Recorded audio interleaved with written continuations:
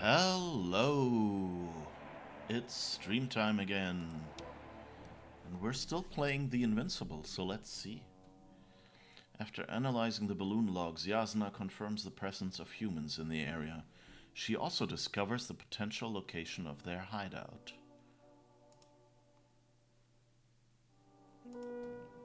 Okay.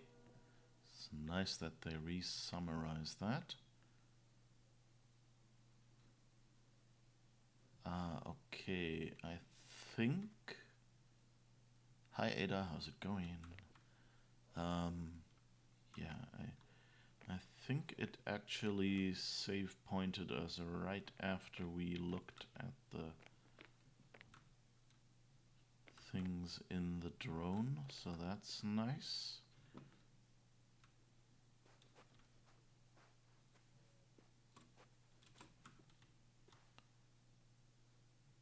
And I guess that robot has been basically erased. Oh, and there's the other one, which we've also looked into. Good! So yeah, that's good. That means I don't have to redo anything, I think. So that means, yeah, we can now go up where I wanted to go a moment ago, and somehow the game didn't let me.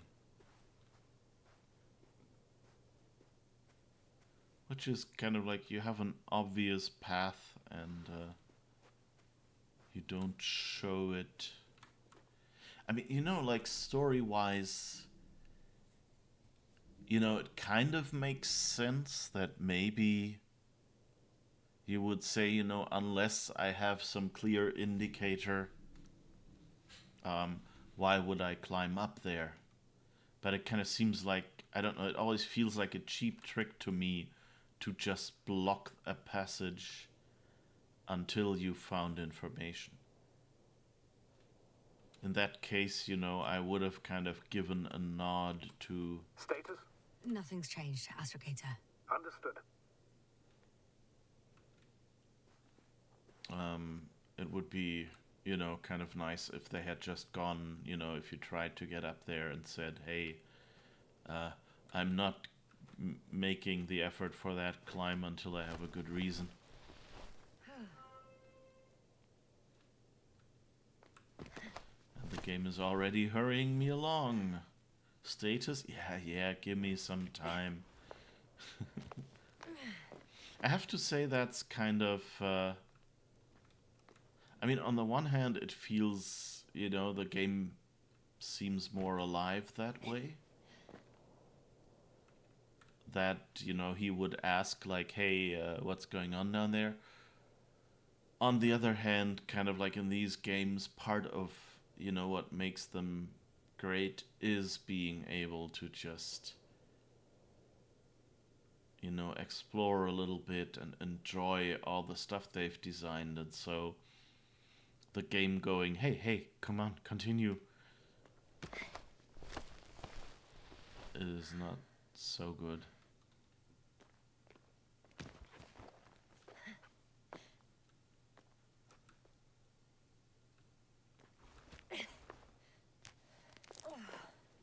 Start of climbing. I'll have to climb without safety equipment. Theirs is nowhere to be seen. No alternative route?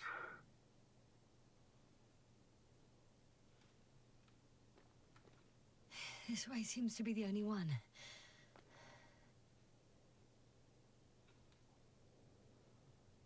Well, at least there's nothing marked with white stuff.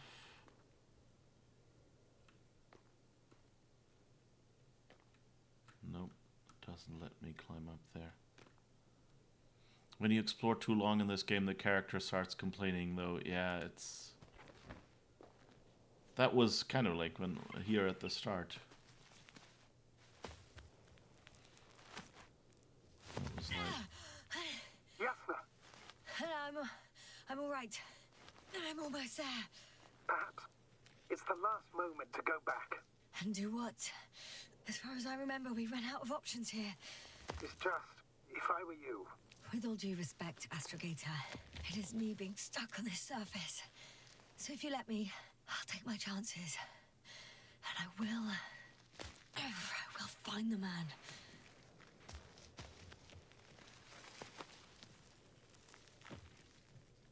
That view. It made the climb worth it already. so you're on top. Yes, Activity within radius? I heard no beeps. I see no dots. Shit! How? What? I found him. Very well. Now keep your distance and be careful. It's too late. What? I can't hear you. It's too late to keep... Yasna, what is it? Why is it too late? Yasna, speak to me. He's looking for others. He's... You. What have you done? Shit! He found you too. Why? And he's blaming us. What did it gain you? That's not good.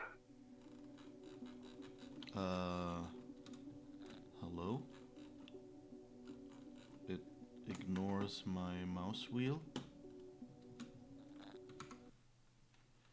Let's see if maybe... Ah, okay. I had a weird overlay open. I don't know what you're talking about. It's this planet. I'm trapped here too. Get up.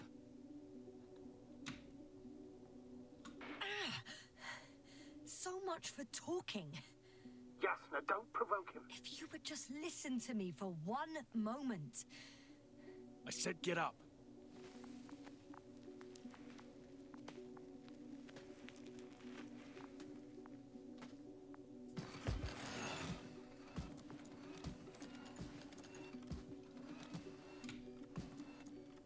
You don't need to be afraid. I come in peace. Huh, save it. I guarantee you'll have time to talk later. What a... Just keep your mouth shut. For your own good. Okay, stay calm. He's going to lead you to his superiors, which is good in theory. Although...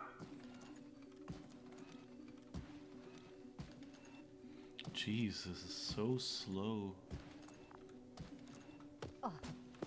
And you can't even look around much.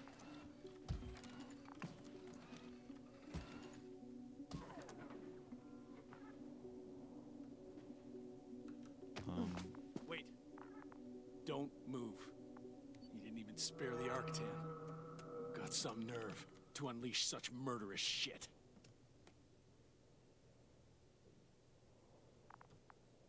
Hey, don't turn around.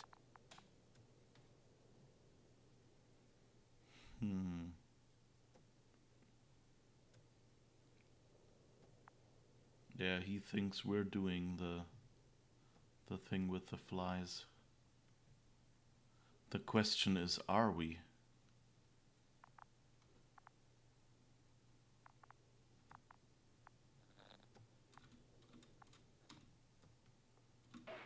You're a scientist, just like me. Yasna, what are you doing? You don't shoot at people. Shoot. He has a gun. I'm a technician, smartass. Firearms or chemical weapons. What's the difference? Same outcome. Look, I know that people have died. Your comrades. But you have to understand. I don't know what you want with us. You will answer to the Astrogator. He will determine whether there's room for understanding. That's right, obviously. It's really not necessary. But if you try anything, I'll do it. I'll shoot you. Yasna, I don't know what you're trying to do, but he sounds serious. There has to be a way. None of these answers kind of look Let's stay on the line. good. And keep it covert. I will ask you questions, and if you deem it safe, you'll answer them with a short yes or no. Do you understand? Uh-huh. Good, good. Is there anyone else? Okay, leave it, Yasna. Let's focus on something else. Do you want to tell me something about this man? Something about his appearance, maybe? Start, damn it.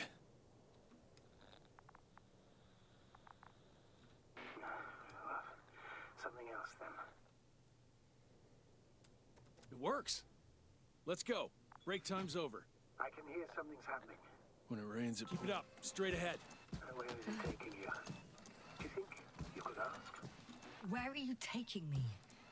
You came here yourself. So what are you expecting, huh? Don't risk it. Let it go.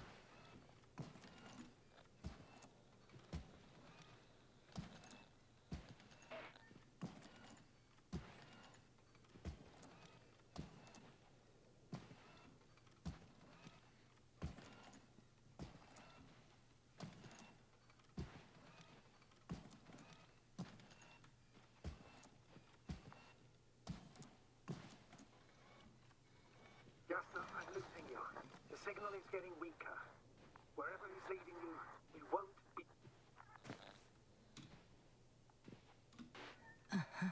Get in. Go, Jasper. Stay calm.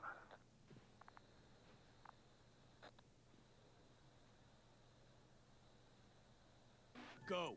Jasper, I'm here. I'll do everything in my...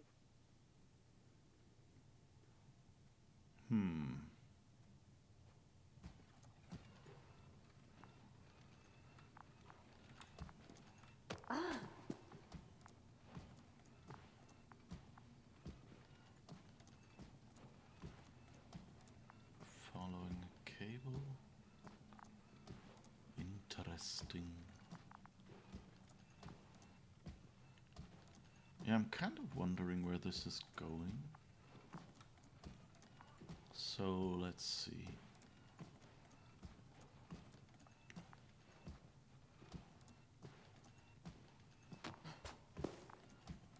Hey, I walked forward. I didn't even stop.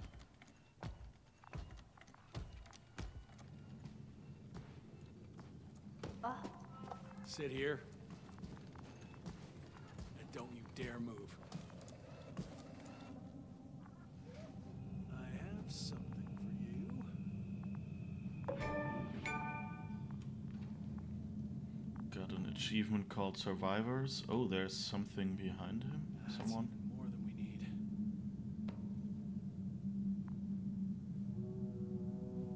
Ah, he has... That's the other guys who were also wiped, I guess. It's for your safety.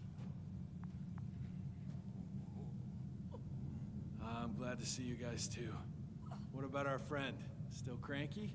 I've always thought the speleologists weren't exactly the funny types. Although Spliskus the speleologist sounds pretty damn hilarious. Come on, you must be hungry. One for you. And one for Spluskas. I'll pass for now. Wouldn't be able to swallow anything anyway. Spluskas, my friend. It's just me. Take it easy. You're safe. But you have to eat something. To have strength. Oh, gee. Don't do that. It's tasty. Eat. Come on. Eat. Did you like it? Very nice. A few more. Unfortunately, I don't have any good news. I've searched the caves. I know Dr. Magdov went down there.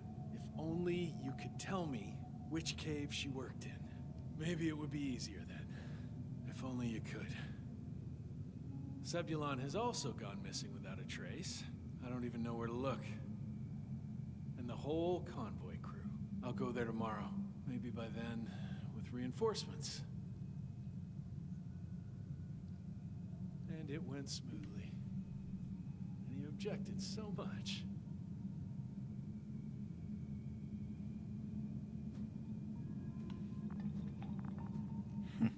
Just littering here.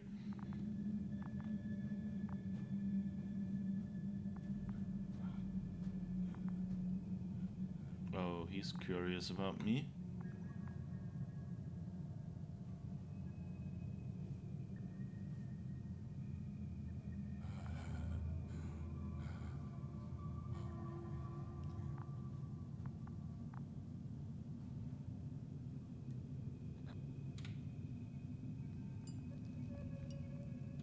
Poor you. What's gonna happen to you? Lendor, comrade. Don't be fooled. She's not our friend. She's responsible for all this. You don't know who I am, and you don't listen. And she's lying too. Sorry, I need to restrap you. I'll be broadcasting. And you, mind your own business.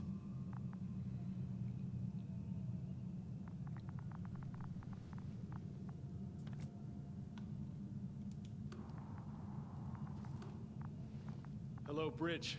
Rohitra speaking. Rohitra. Can you hear me? Over.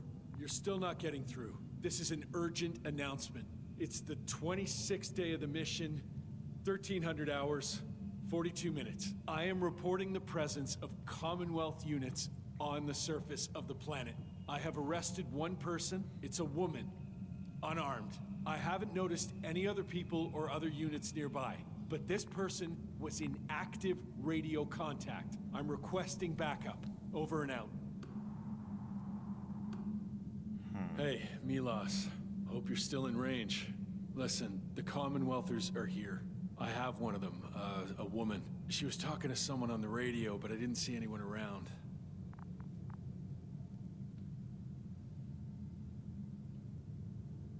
Okay, I guess I lost the... I think this interaction probably would have meant, like, jump down somewhere.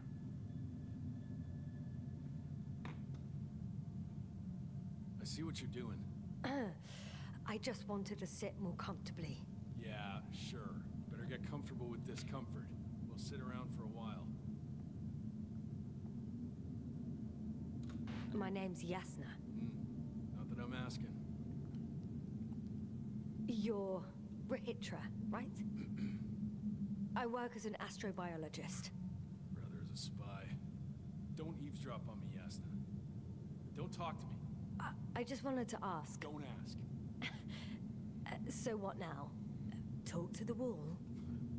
I'm not prohibiting you from doing that. Yet.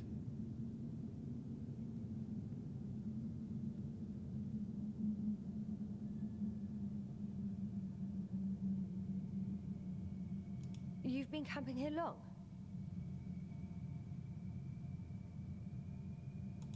Are you shielding yourself from the flies? From what? Flies. You named them that yourself. I mean, the Alliance did. Seems to me that the commanding staff will have a lot to talk to you about. Fortunately, I don't have to. Do you have air filters here? Did you know there's methane in the atmosphere? I know. These tanks are a temporary solution. Wait, Condor? Condor what? You? Are you from Condor's crew? Yeah, so? It doesn't make any sense. Here we can agree. You're talking complete nonsense. What do you mean? How come that's such a revelation?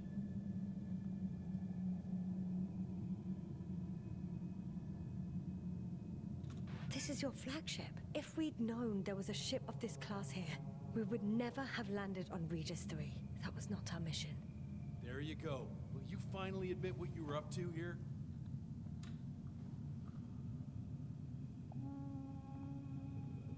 I'm from the Dragonfly, a small research unit. We're looking for planets with rich flora and fauna. That's the only reason we landed here. No way. This planet is a complete corpse. According to estimations, it should be teeming with life. With its atmospheric composition and insulation, it should be a veritable paradise. We couldn't have predicted that. Fine, fine. If you don't want to tell me the whole truth, then don't. But do not lie.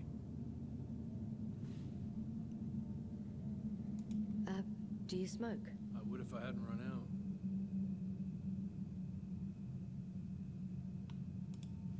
Here.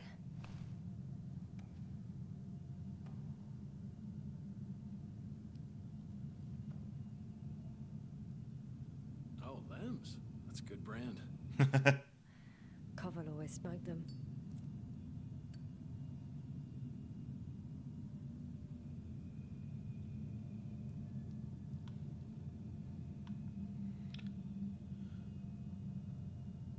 It's a nice shout out to have the cigarette brand be the name of the author of the book.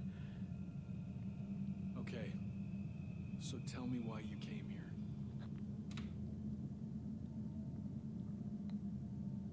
I'm sorry, but I wasn't lying. We're just scientists who've had awful luck. Huh. Our intelligence, your intelligence. Our orders, your orders. It's all gone to hell, Rihitra. Now we need to focus on the people. I know what's wrong with them. Should I expect them here? Your people? I'm the only one left on the surface. The astrogator stays in the orbiting dragonfly, and there's no contact with the rest. If you lie, you only harm them. Several dozen of our men set off with Milos to Condor. If they find more Commonwealth spies, they may be less sympathetic than I am. If they return to the ship, why did you stay? I'm looking for others who may have survived. Oh, how many of you were affected? A fair few, right? Almost all of them. I don't want to talk about it.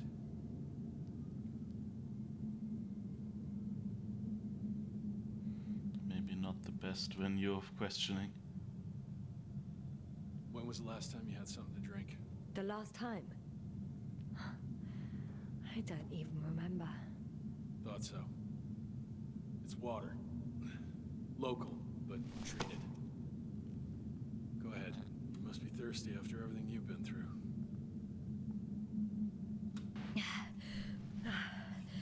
Thank you. Oh, I needed that. Me too. Been silent for nearly 2 whole seconds. Very funny. Do you really know what's wrong with them? I know what caused it. And how. This planet is inhabited by microbots that your scientists have called flies. Millions of microbots.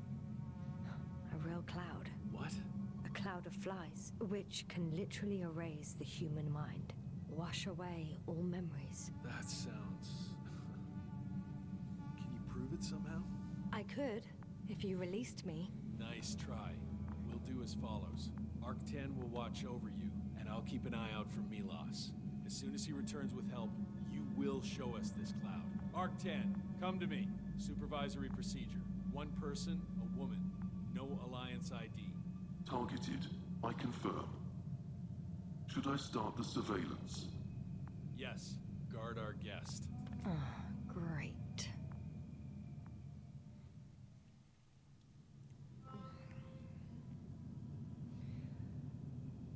Oh, my neck.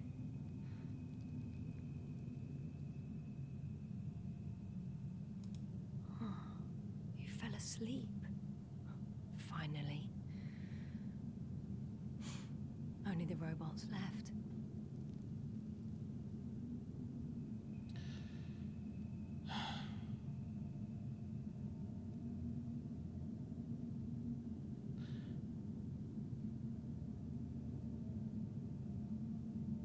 I don't really know.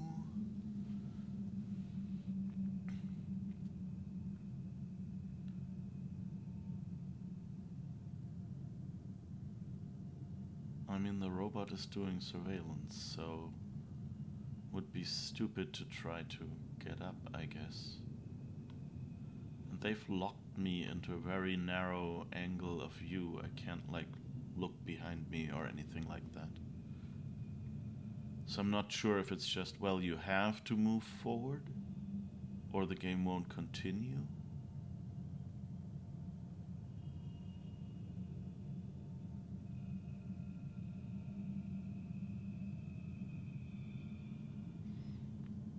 Or if I can just sit this out.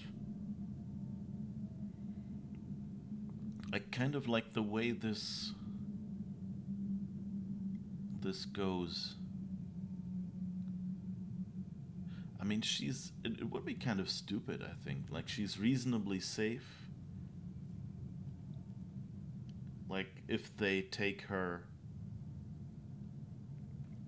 to, I assumed this arrow means stand up, but let's see. Yeah, it does. Like, but the question is, like, will the robot do anything if I try that? Like, I'm not supposed to stand up, I think, according to him, you know? So the question is that the only option I have? Or is that another one that just times out after a while? True, I mean, where is she supposed to go? Out and starve? Yeah, kind of. That's the question.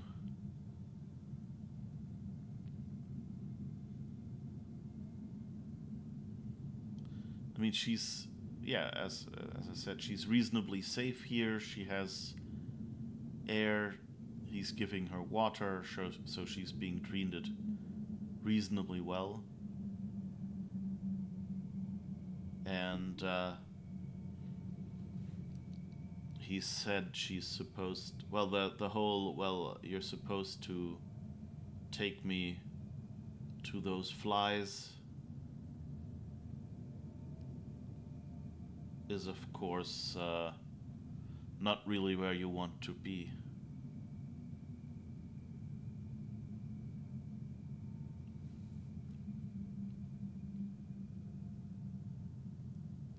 But that's the problem, like, in the real world, you could choose to just go back to bed or something, but here, I don't have that option.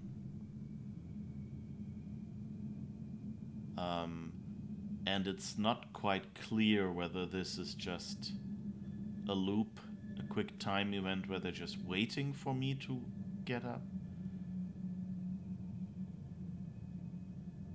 Like, I don't want to waste time by just standing here. And it doesn't really seem like anything is happening. Like, I would expect that if I had a choice, that they'd at some point go,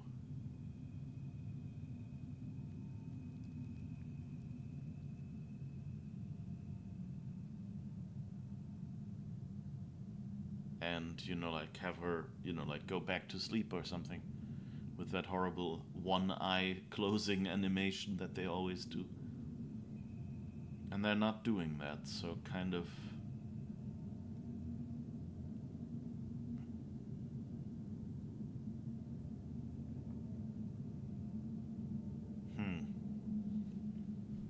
I think I'll wait a little more for any indication.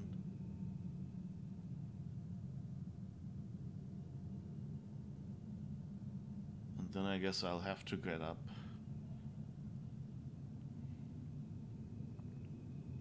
But yeah, like, ideally she'll be, you know, instead of dying on this planet, ideally they'll take her in and question her. And of course questioning won't be fun.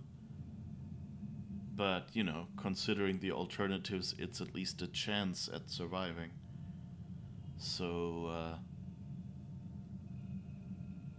why would she leave here? Like, she went to him.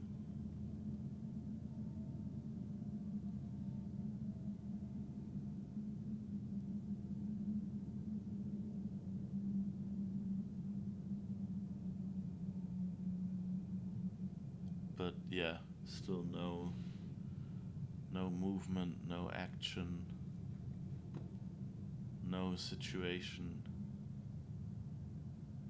So I guess they expect me to get up here. It's nice, he has like a subtle head moving animation like he's sleeping. So he's not like just standing still.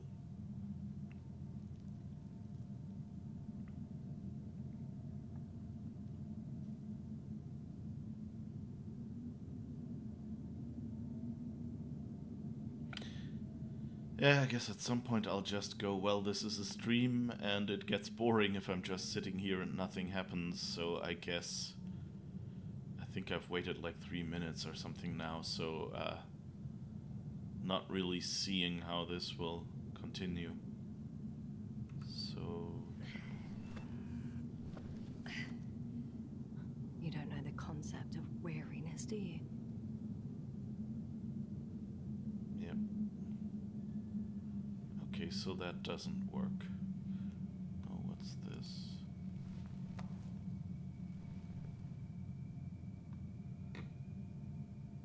I can throw a rock. Oh, there's a third guy. Ah, or is this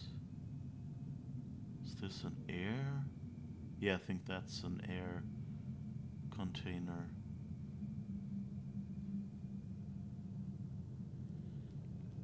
Okay, so I can wake one of the guys up.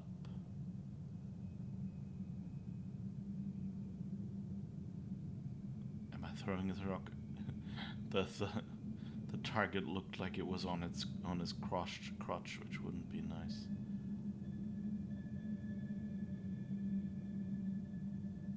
I don't really want to be mean. Okay, let's... Octan, check that noise. Nothing. Ugh.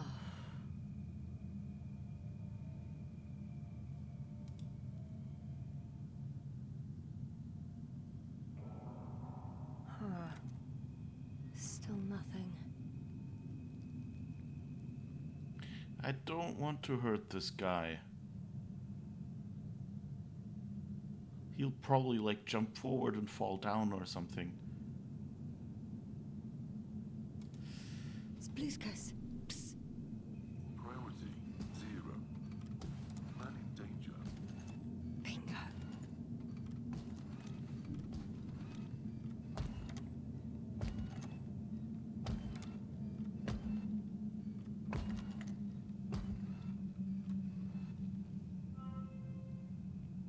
Attention.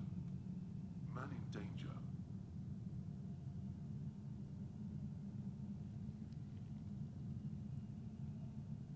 Where am I? What should I?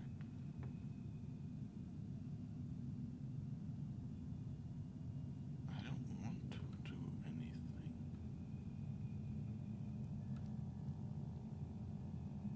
Some kind of sedative for calming his comrades? Or has he trouble falling asleep? It's broken. What a perfidious prick. It's high time to get out of here.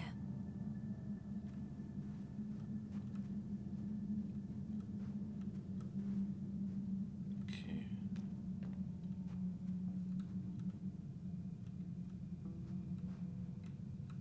That's not a path.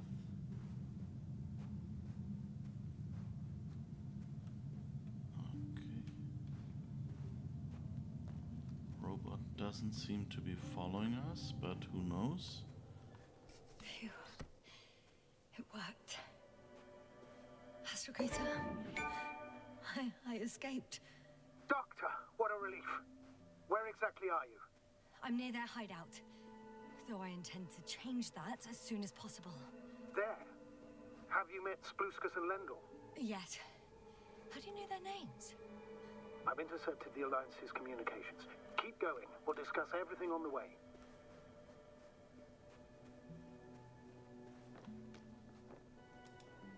I can't go back the same way. Too steep? And too dark. I need to find another way. Now I can walk over The here, path of along course. the cliff looks much safer. I think I can get down here. Good. Proceed.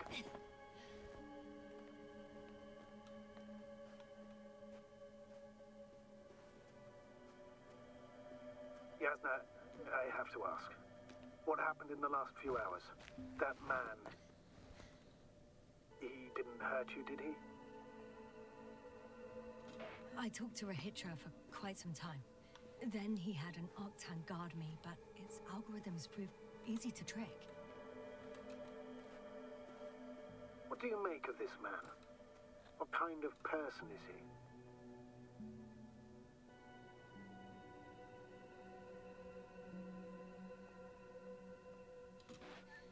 He wasn't very pleasant to deal with, but that's understandable, given the circumstances. He's lost. Angry. Scared.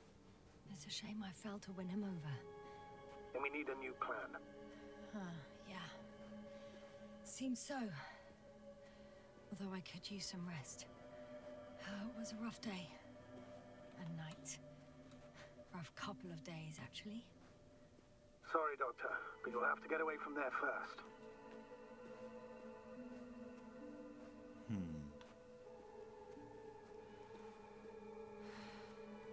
Yeah, this seems kind of like a weird turn in the story. Like, why wouldn't she hope he takes her to his commanders or something? I think I know where to go. There's a hole from an antimatter beam on the other side of the canyon. Very well. Perhaps you can find out where the Invincible landed. Oh, I didn't tell you the most important thing. Condor's here. On this planet. Condor? Yes. Looks like HQ got it all mixed up. Both the arrival time and the ship itself. What? That's unbelievable. How could the intelligence be so wrong? As soon as we return, I'll break their... Never mind. If we don't have a better plan, I want to go there. To Condor? Yes. Their scientists had the equipment and time that we don't have. They could have discovered something important, unless they flew away. All right. We'll do as you say, Doctor. I trust your judgment.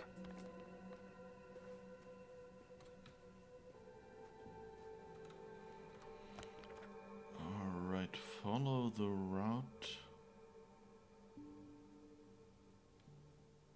that Milos took to the Condor.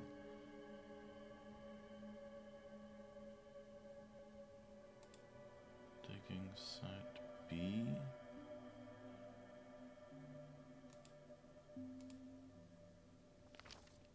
How do I know?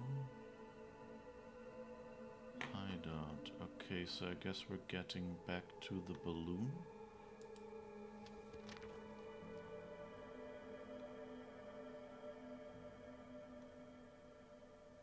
But where the heck am I?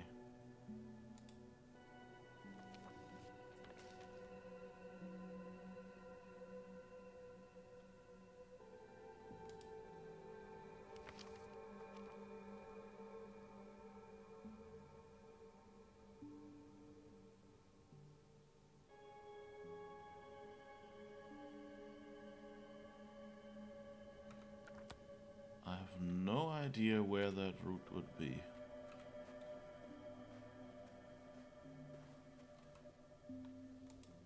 I need to get down. But I'm not going down this way. I'll have to find another route. There's an underground tunnel in front of me. We may cut out for a moment. Understood. Can I? No, I can't go up there, I think. And... whee!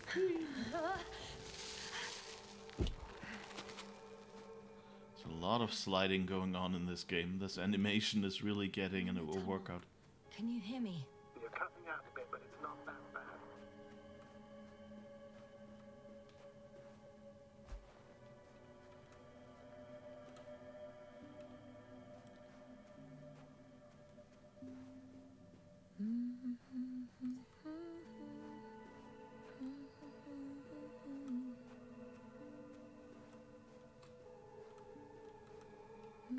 That doesn't look safe.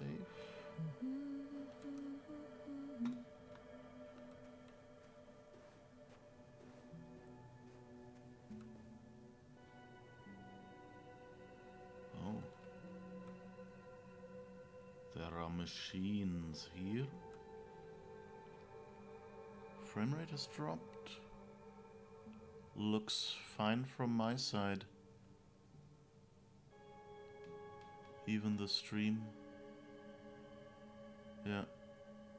Must be on your end, sorry.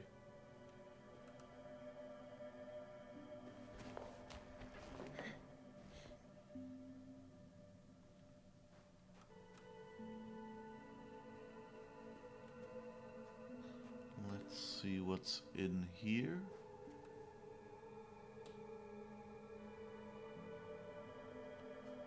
Yeah, it's even looking... Wait, let's see first where that cable comes from, what that device is.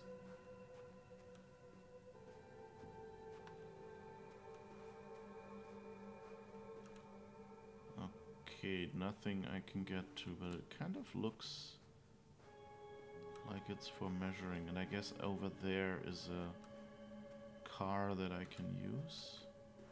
But this kind of looks like it might be... Oh, okay, I can't get up there either. Then I guess that's as much exploring as I can do.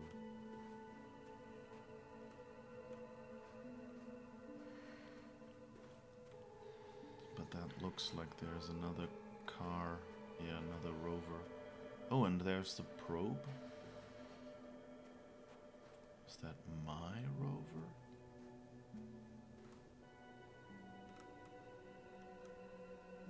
No, I don't think it has the probe.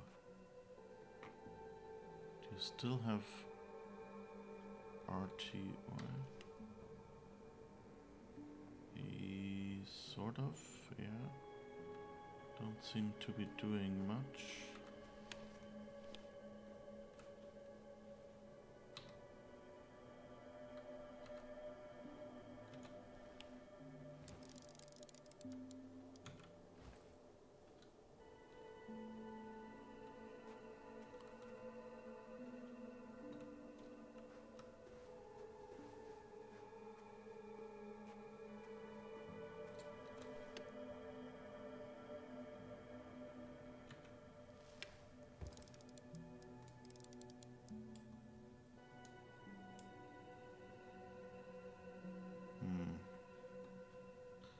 Doesn't look like I can do anything here.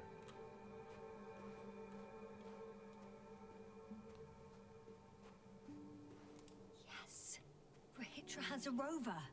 Do you mean had, Doctor? Well, well. You've never made jokes like that before, sir. I'm just glad you're fine. And that I'll rob that Alliance prick, huh? Maybe. A little. Let's go. We need to get to the end of this insane story.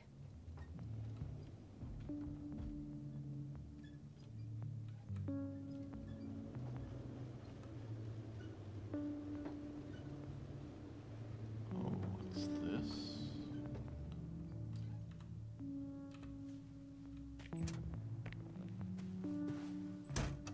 Let's see if there's anything in here. Doesn't look like we are even allowed to go there. Okay. Yeah, invisible wall on this side. Pity. But I guess we generally know what went on, or what happened.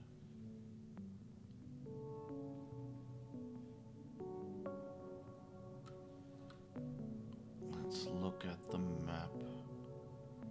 We're here, so we have to get straight ahead, I guess.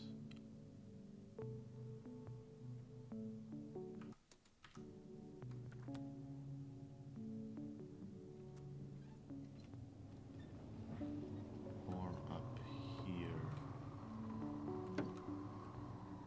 Okay.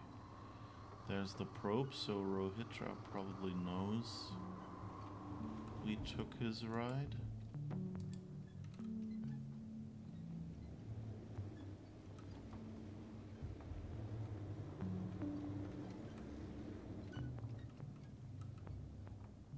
How do I get over there?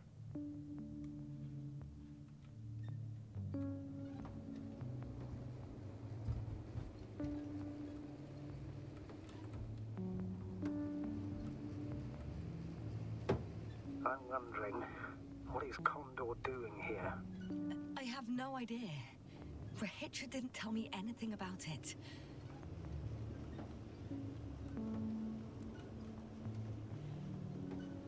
I wonder if, you know, this is... They said like, oh, the technology should be slightly similar and things like that. So I'm kind of wondering if it's, you know, if it's kind of in a war, two sides are the same style of story.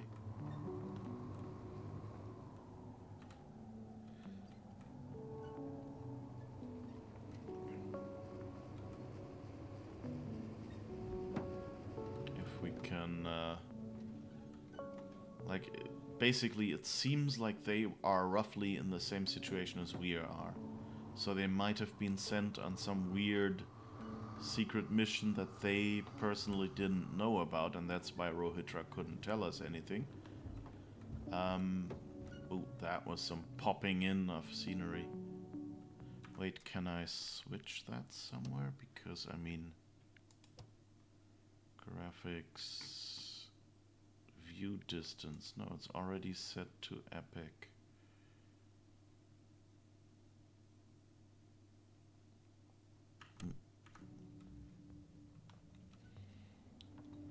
So maybe it was the same situation. They went here and went like, this is a weird planet, this could be an advantage in war if we find out what's keeping all the other animals from running around. You know, maybe they were all going like, whatever it is, it could be used as a weapon. And then they arrived here, and of course it also got the humans.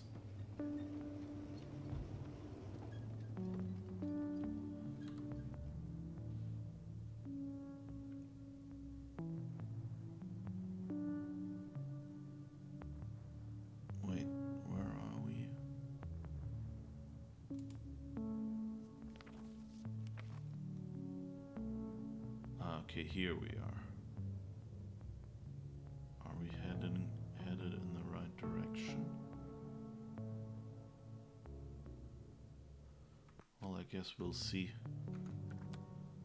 This map has so many lines on it, and I have no idea what they're for. And the problem is, if you write your own map, then of course you know what you meant. But since the game wrote the lines on the map for me, it's kind of... I don't even know. I think they removed some lines.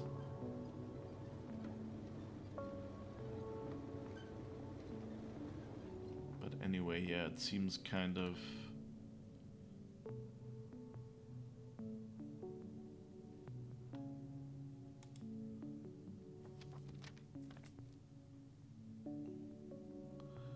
Okay, so head right, I guess.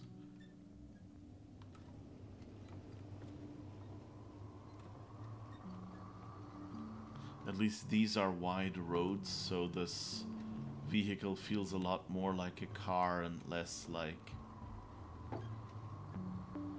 walking around somewhere.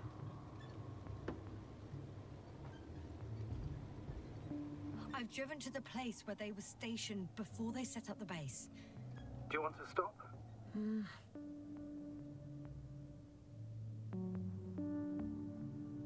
There are still robots here.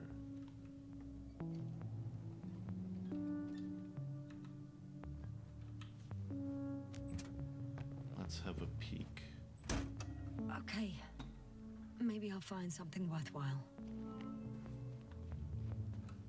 There's several Artsons here. Are they still working? Yes. I wonder for how long. Sometimes I think we don't stand a chance. What are you talking about? About us, Astrogator. Humans. Biological organisms. All this so-called life is so fragile compared to the lifelessness of machines. So you found more bodies. One. Is it Milos? Guess we'll see.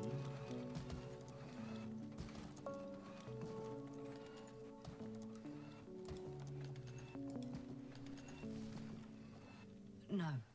Someone else. No. You can't help him anymore. But there are still people who are alive and need you.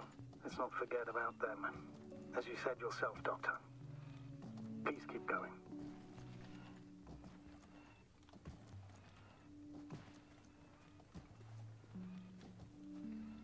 But yeah, so kind of assuming that there's a parallel situation here, and they've all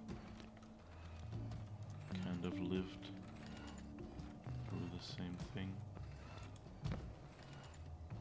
Hey, Milos, come in. I'm using an open Hearing channel you, to Rahitra. broadcast. Over. How's it going? Are you No receiving obstacles this, so far. Astrogator? Affirmative. Milos, what do you think? What's gonna happen now? I have no idea. I've never seen anything like this before. Perhaps the higher-ups can do something. Hey! Hey, Morrow! Sit down! I wish we had secured them better. But back to the matter. Have you found anyone else? One working Arc-10 so far. Several probes also seem... People, Rahitra. Only people matter. I know. The Arc-10 will help me look for them. I'm going away for a while. I stopped at the old excavations. I'll look for Pepsol. All right. I'll check the base again. Over and out. Oh, he's coming here. I'm moving on. About Pepsol. There's nothing we can do for him anymore. Over and out. Hey, Milos. I hope you're still within reach. Listen, the Commonwealthers are here. I have one of them, a woman. I doubt she was alone, but I didn't see anyone else. I've already broadcast to the base. Come back soon. I'm closing the channel. Talk to you later. Okay, these were recordings. Okay. I think that's enough sightseeing for me. If Milos kept going, so should I. Agreed.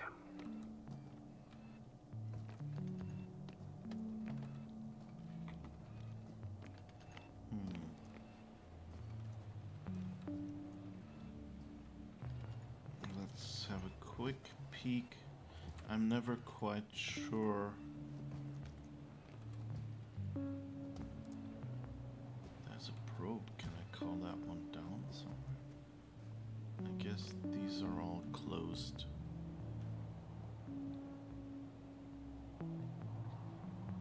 Oh, hi, Culpepper. Thank you for these sessions. It's become a thing here. Sunday morning with coffee and Uli. Much appreciated. Thank you. Great to hear it's fun for you. This is kind of a nice, chill game too. Like, I mean, there's, tense moments and it's all a bit of a mood. But, this feels like a nice game. To just, be around exploring. Oh, that's just a rock. Okay. It doesn't really look... This probe, I guess... Oop. What's that? Is that just a rendering thing? I think that's just a rendering thing.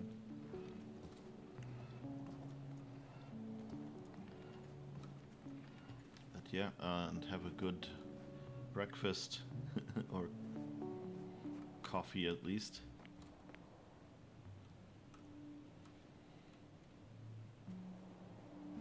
Okay, yeah, it doesn't really look like there's much going on here. Oh! Ah, I can bring a drone down, I guess.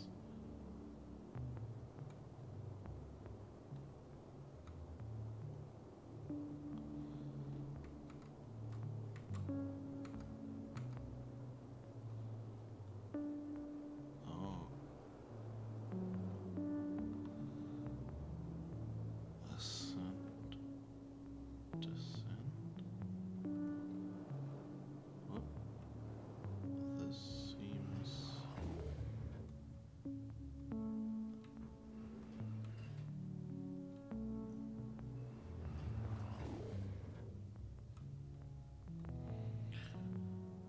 Okay, how do I do the change probe? Control tab or tab don't seem to be working.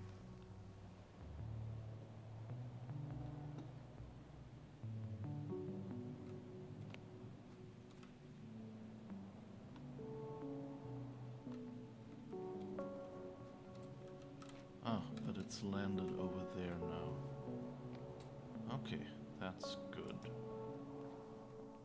Let's see, is there anything else? No. Okay. Ha! Was worth staying here for a moment longer.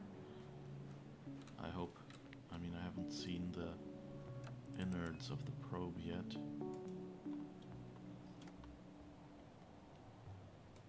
And some pictures to look at.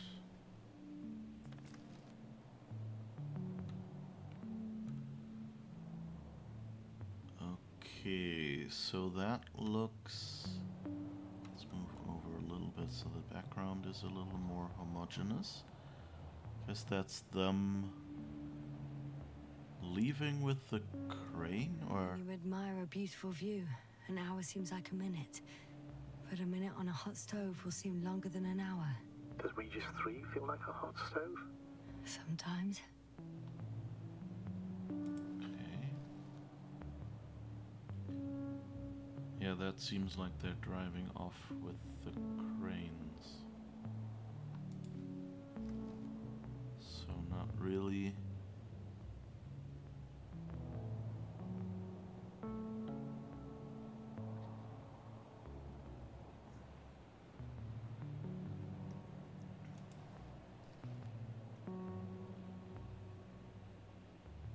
That's it.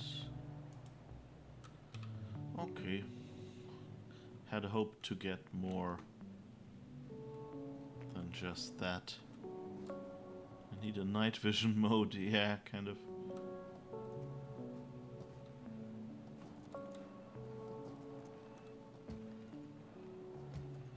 Okay, I think that's all here.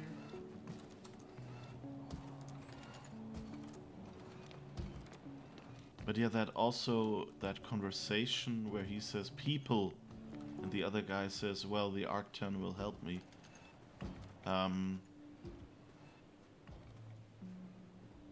That kind of feels a lot like it's also the explanation for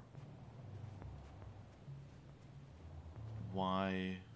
Is that a rock or something? No, that's just a rock. It feels a bit like the explanation for why he didn't take the Arctans with him.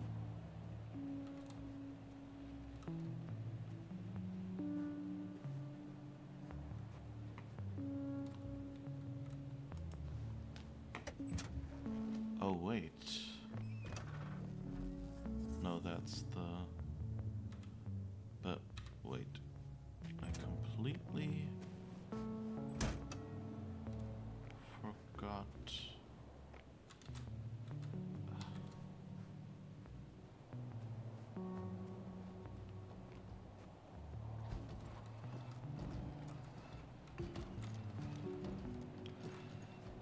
That's the one, right? Did I try?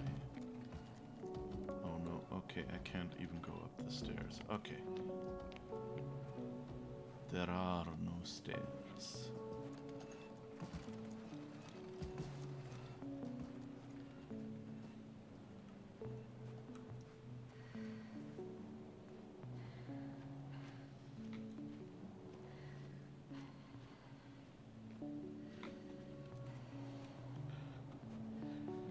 Status?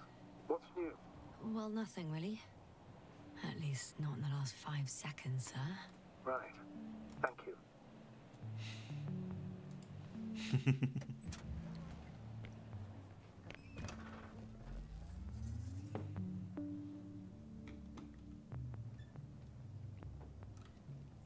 All right. So let's see. It always switches me to the other page, and I'm wondering if that's...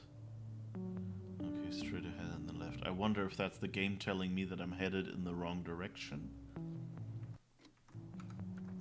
Or...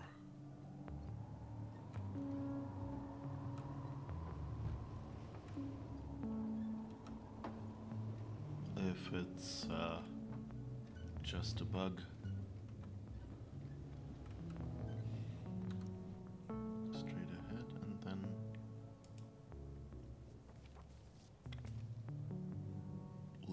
could be that path.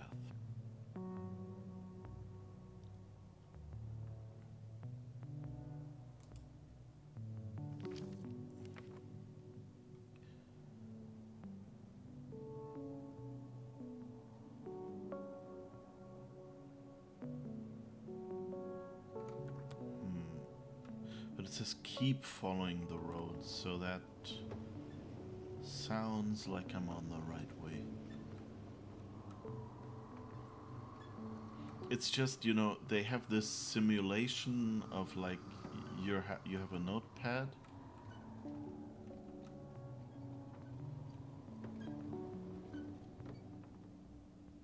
And then you go, and then they can kind of erase and put stuff back in. But it's a yellow pen somehow that seems kind of like, you know, it's breaking the metaphor, and that's what's confusing me. Like they wouldn't be able to erase it.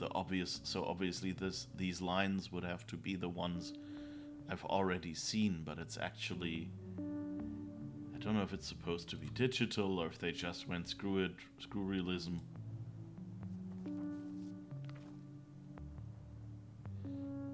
Okay, I guess straight ahead and more right is where we want to go.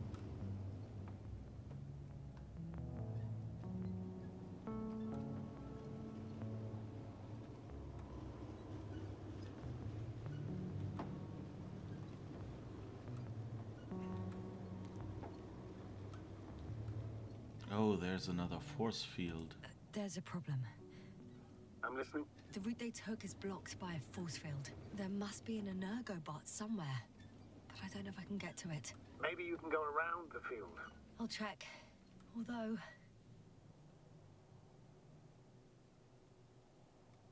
it's pretty narrow here. The route is blocked all the way across. Boulders are blocking the way, so even if I turn the force field off, we still can't proceed. Even if I find a way, I'll have to continue without the rover. Wouldn't make much sense. Please keep looking. Hello?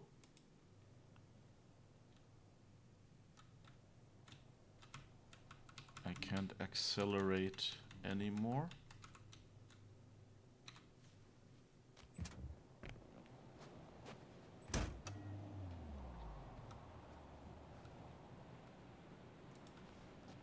Let's see, does it work now or is it off?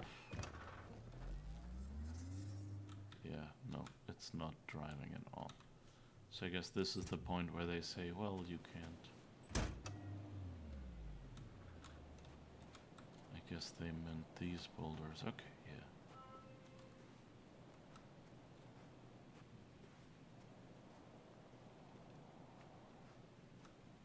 A transporter. They're here. It's standing still, in front of the force field. Is that Milos convoy? I'll confirm. There's someone inside. More than one. Two. And they're all in the transporter? Ready yourself for the worst, Doctor. I am. Ready.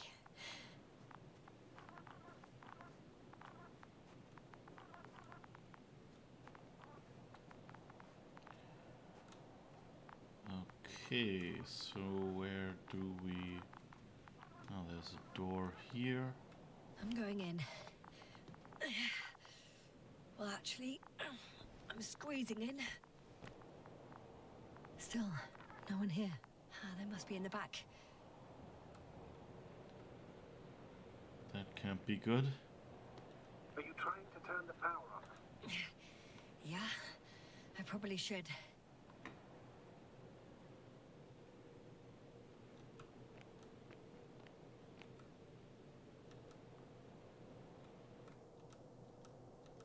Yeah, there are two people there that we can see. Moment of truth.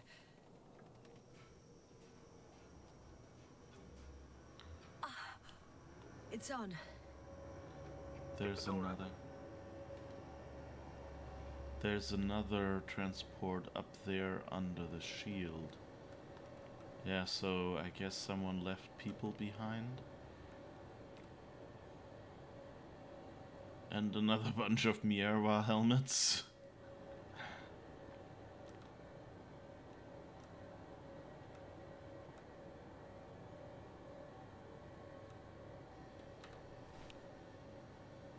Can I? Nope. Not exactly. The inner door is still locked, and the outer door is just shut. I repeat, now all doors... Wait! The back door opened. Oh. No. What? This vehicle. It's a coffin, sir. A mass grave. They were all crammed in here. In the heat and darkness, with no chance of understanding what's going on. Terrible death. I'm sorry you have to see that. The number of registers, 428. Playing in broadcast mode. You found more of those? No. It started automatically. Hello, Condor. This is Rohitra speaking. It's day 26, time 8:05. I'm continuing my search for the missing crew. I've checked the excavation area. I've yet to find others. Come here as soon as possible. We need backup. Over and out. Hello, Condor. This is Rohitra speaking. It's day 26. Time is 8:05. Are you hearing this, sir? I've checked the excavation area. He's repeating himself. There was no one else. The recordings, they're slightly different. Please, over and out. Hello, Condor. So he not only loses his memory like me, Day 26. but that memory never returns to him. All these recordings have returned. He's been here for far too long.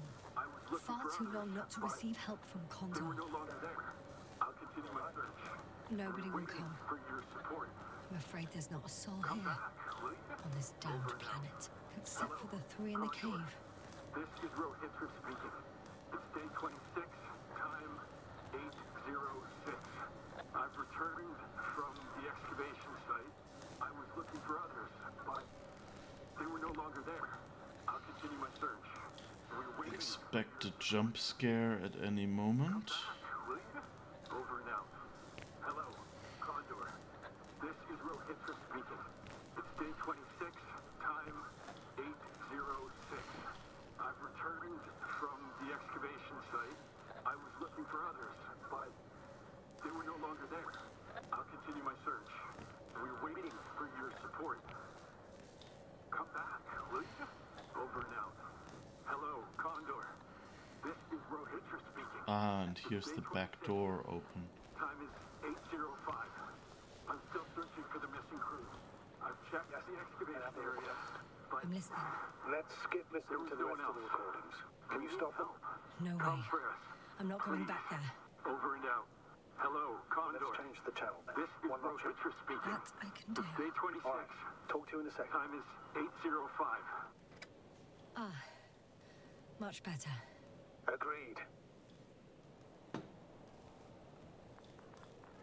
Oh god.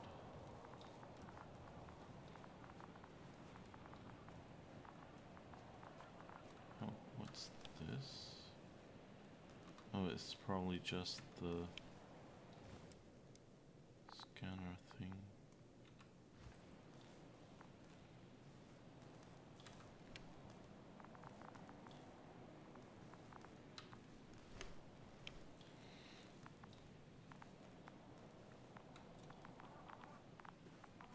I was thinking I was maybe like seeing radiation or something, but I guess not.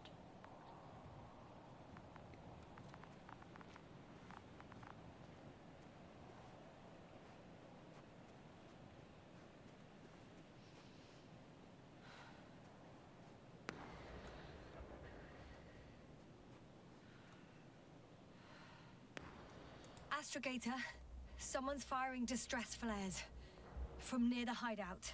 Do you think it's Rohitra? Who else could it be?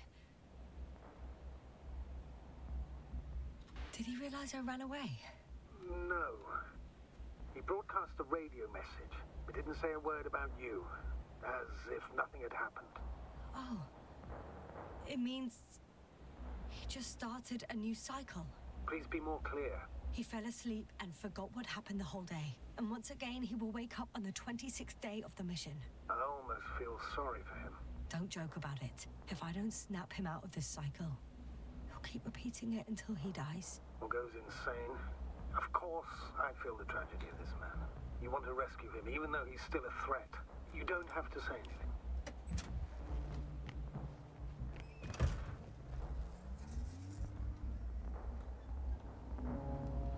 This is a really cool... You know, because the plot twists are different and are really nicely delivered.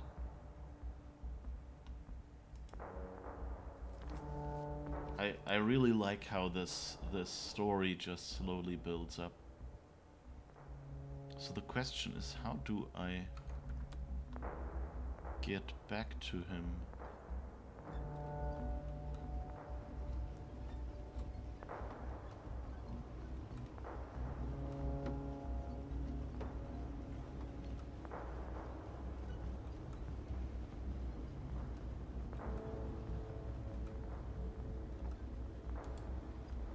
I see the hill. I'll be there in a minute. Please slow down. Remember, he has a gun. He didn't shoot at you the first time, but if you go in now... He won't this time as well. In any case, let's not worry in advance. I haven't located him yet. What about all those machines on the hill? Is there anything there he could use to threaten you? Your reaction to your late-night visit? Well, let's see. Given you're bringing him such devastating news, he might overreact.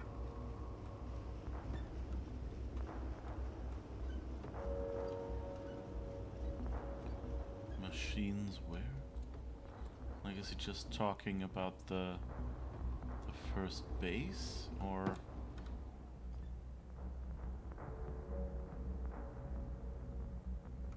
Okay, there's a new map.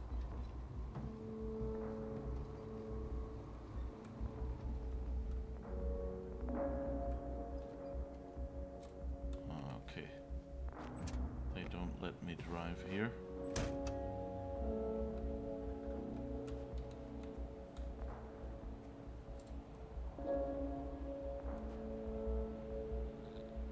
Oh. He could literally erase me from this planet if he wanted to. I know what's at stake. I can handle it.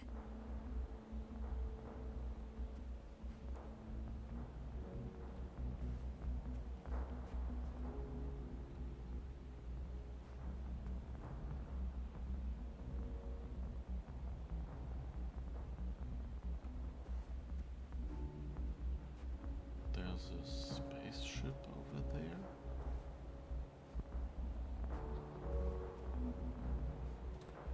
Is that him?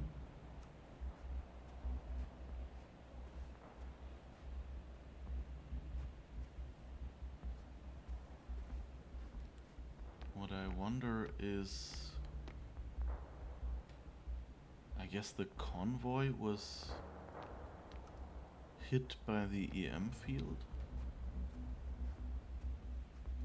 All right, Rahitra. Where are you hiding? Has he already left? Don't you see him? I don't. But he's here.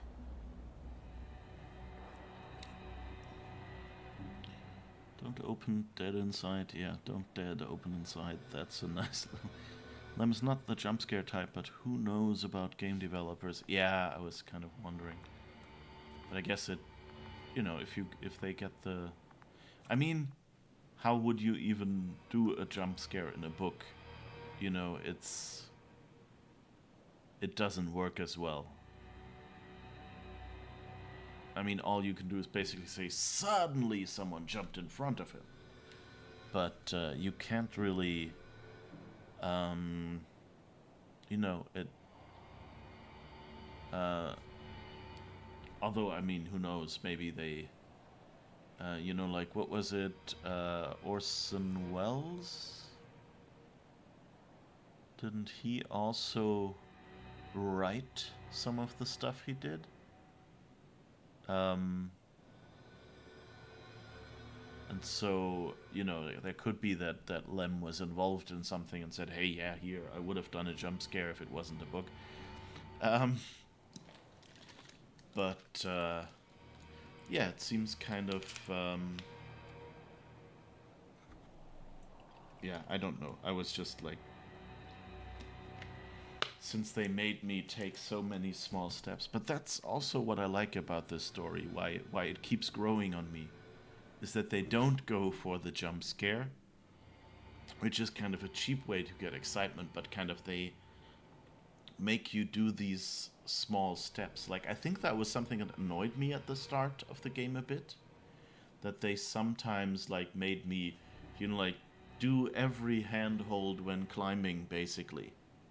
But not as a mechanic, more as a very slow QuickTime event. But that whole ponderous, slow progress kind of works for this game. It's still, I think there would maybe be better ways to do it. But it's a start, and I think it supports the mood, so I'm willing to put up with it. Alright. I mean, he's supposedly...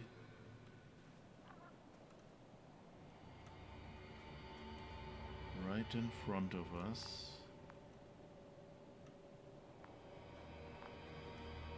Okay, he's not behind the ship, so either he's... Oh, this was a force field. Hey! Who the hell are you? Here we go again. What are you doing here? Good luck, Doctor. Take it easy, Rahitra. What? How do you... I'll tell you everything. Just shut up for a moment and listen. I will not. Rahitra, for fuck's sake! Do it for Spluskas and Lendor. You're not beating around the bush, Doctor. You think it's the 26th day of the mission. Just after the attack on your base that left many of you in critical condition. But the truth is much worse. Milos left a long time ago. What? How do you... You fell victim to that attack as well. The microbot cloud has wiped all traces of your comrades' memories. Your long-term memory is probably fine. That is, up until the moment you found them. You keep forgetting everything that comes after. I have reason to believe it happens during sleep. As a result, you relive the same day over and over, waiting for backup that will never arrive. The micro what? Cloud? That's bullshit! I don't know what you're trying to achieve, but... Focus, Rahitra. We've already met once. We spoke in your hideout. You've had me at gunpoint already. Look at yourself. Look at Spluskas and Lendor. Did you all have beards yesterday? Don't mess with my head. Milos will come. Milos is dead. They're all dead. They've been lying nearby for hundreds of days. You were supposed to go and check why contact was lost. You were supposed to leave tomorrow. But tomorrow never comes. Stop it! I know that it's hard for you to believe. I'm not against you.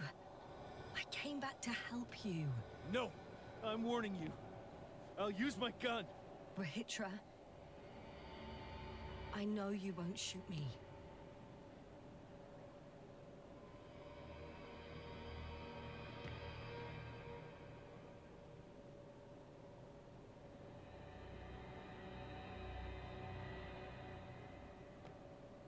Fuck!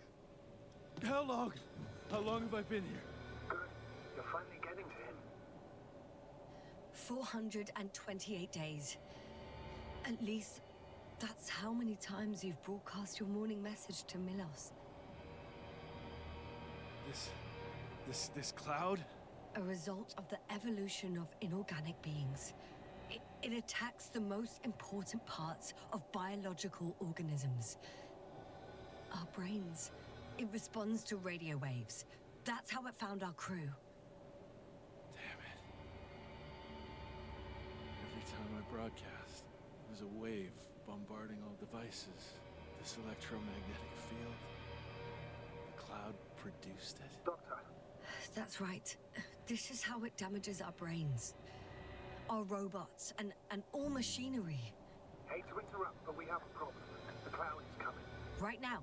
Yes, it's closing in on you. Hurry, Yasna. Copy that. What's going on? Who are you talking to?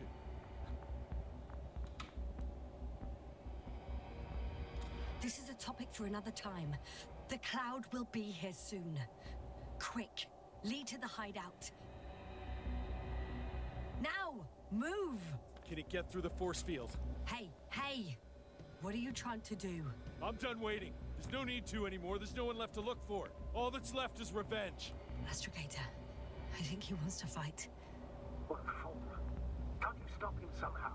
You'll cause trouble for both of you. I don't think so. He's already opened the field.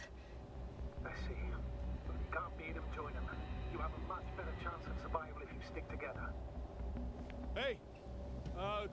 You! What's your name, anyway? Yasna. I'm... whatever. You know already. What's this? You familiar with the energy transformation of Dirac emitters? Thought so. The emitter's energy system isn't Here, that complicated. take it. You can help. By shooting. I'll take care of maintaining the force field. When you aim, wait for the green light. Then you can take the shot. The device is connected to 3 combat machines. Okay. It sounds simple.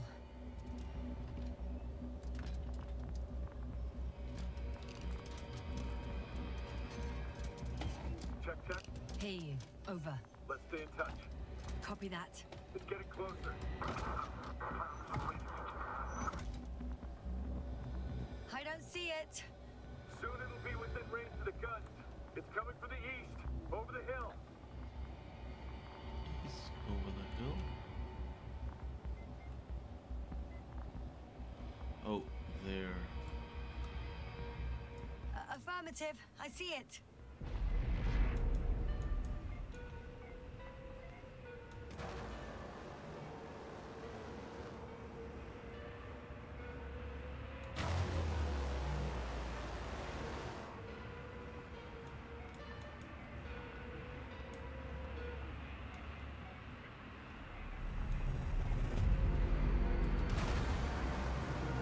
I have no idea what I'm doing here.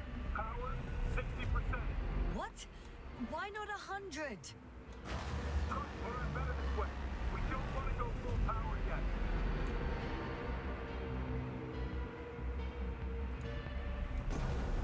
Oh.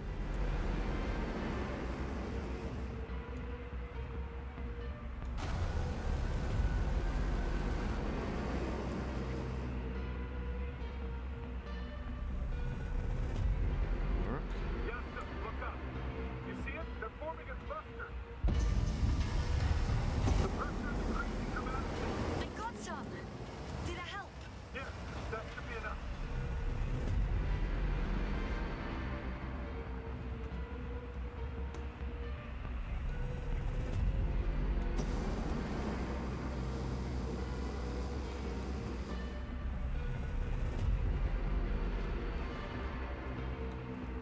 Okay, I can't walk That's no around. good.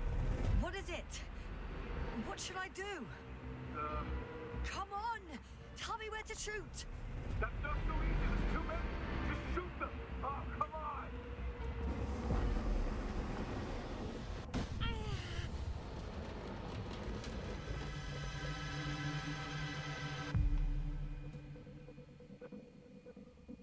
Ouch. Damn. If this keeps up.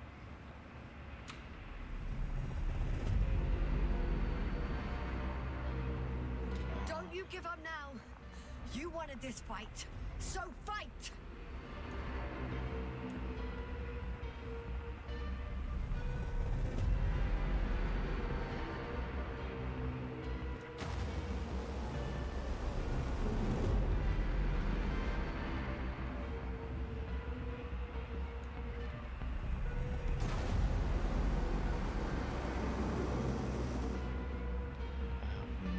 idea if I'm shooting at anything worthwhile.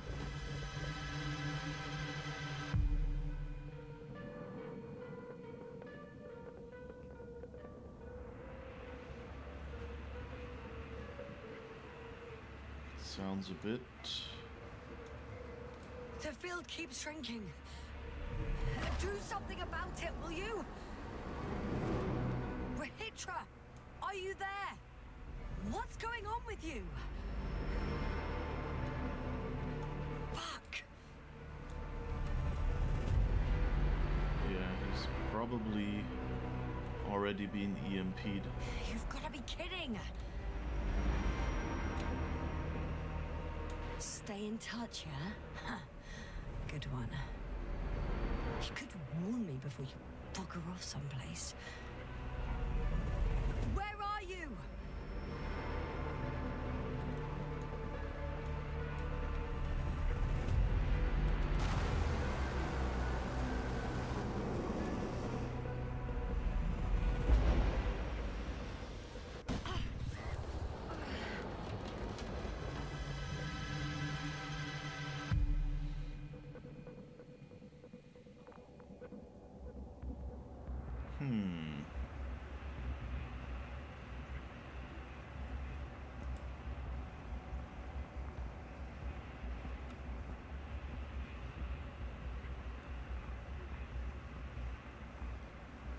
He's over there. He found the ship. Yasta, get up. We're getting out of here. Yasta, get off your ass. The field's almost gone. Where the hell have you been? I had to secure my people. We can't stay here anymore. It's too exposed. We have to run. But where? Isn't it obvious? Condor.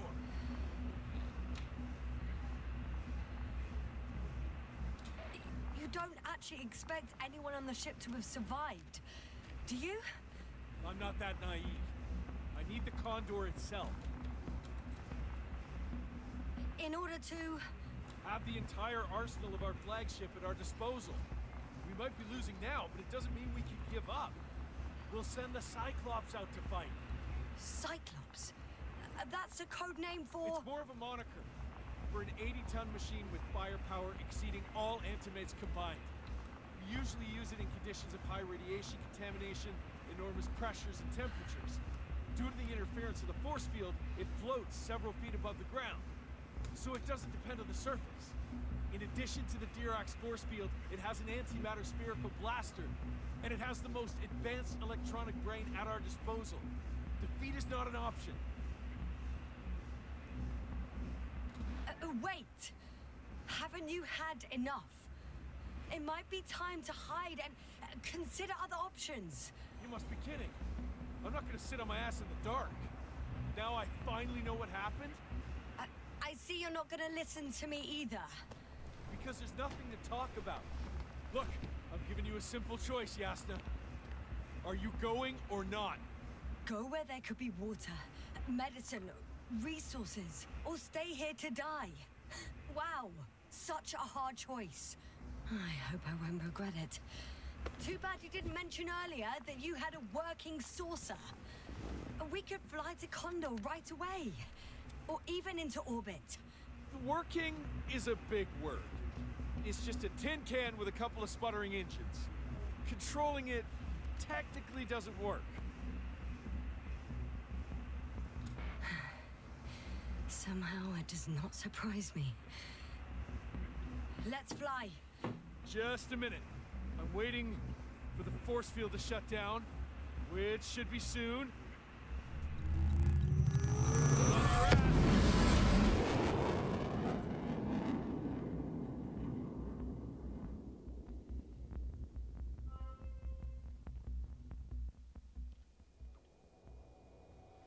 Well, I guess we got the spaceship. Hold on, was it?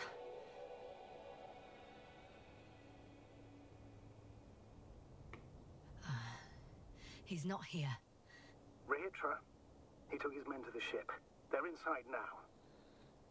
You had rather a hard landing. How do you know all this? Well, I heard him talking to them. To you. Didn't he notice I wasn't responding? Yes, he did. He said he'd be back.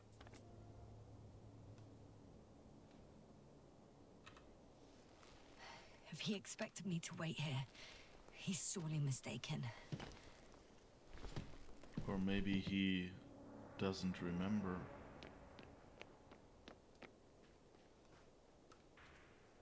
It's to be expected that we'll lose communications as soon as you enter the cargo bay. Sure thing. So many tons of steel. Indeed. You'll have to establish a connection using one of the devices on the ship. I'm sure you'll find one in the command bridge.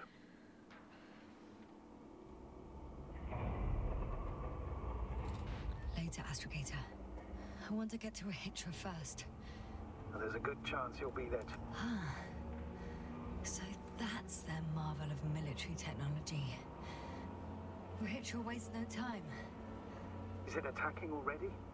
For now, he's only released the Cyclops, as they call it.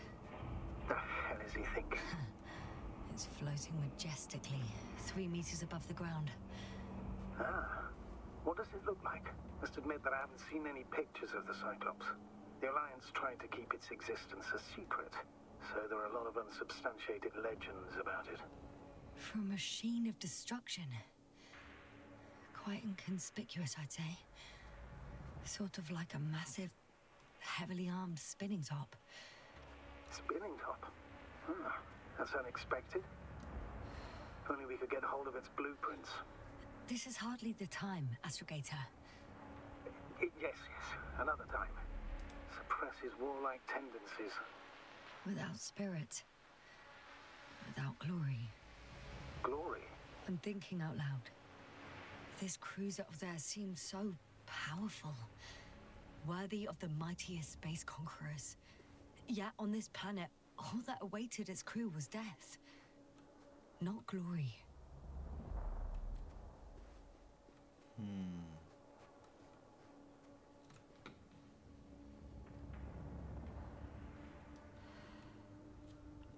Let's have a quick check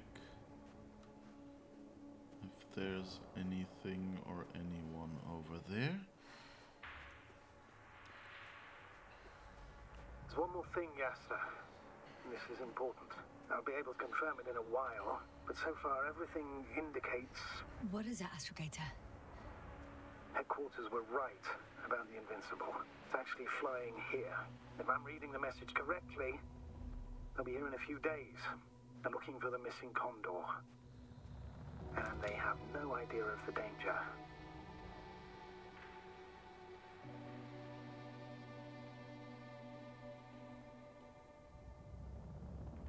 Everything makes sense now. They were coming to rescue their people from the very beginning. Not to gain some imaginary advantage over us. One doesn't exclude the other, but yes. Turns out it's mostly about the Condor. Okay, that makes sense. Because the Condor was one of the flagships, I guess.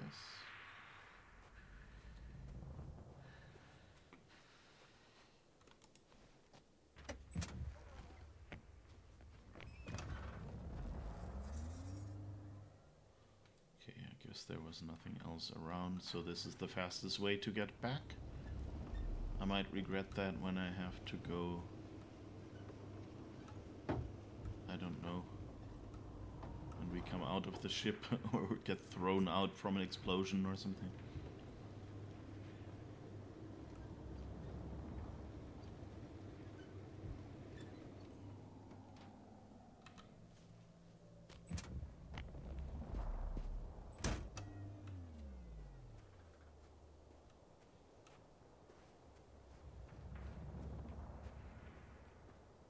Okay. Condor, here we are.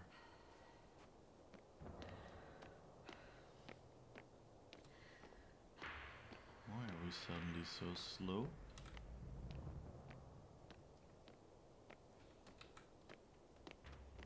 Ah, now we're walking again.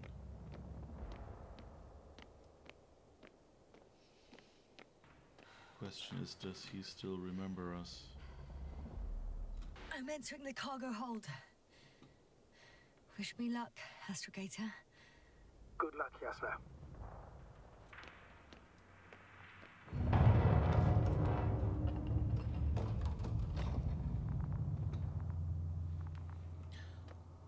I guess this blinking animation is also a loading animation or so. Got an achievement, the Condor. Oh, that doesn't look good. Lots of dead people. Dead people everywhere, only death.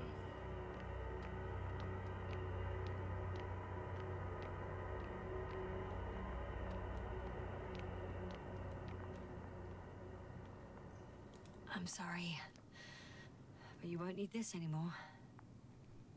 Ah, we've got a key card.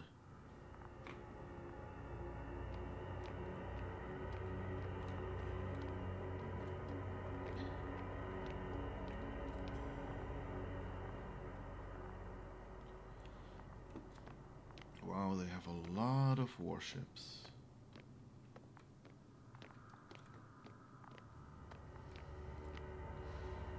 Well, at least he won't remember that we lied to him, I guess. If we're lucky.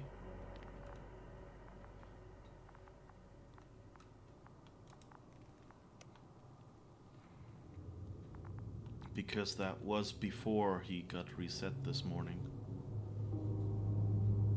Hello? Elevator?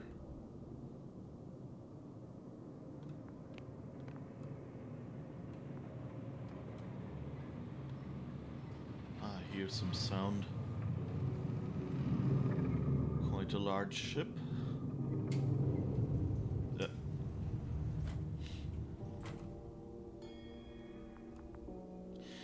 This is, again, this would really be annoying.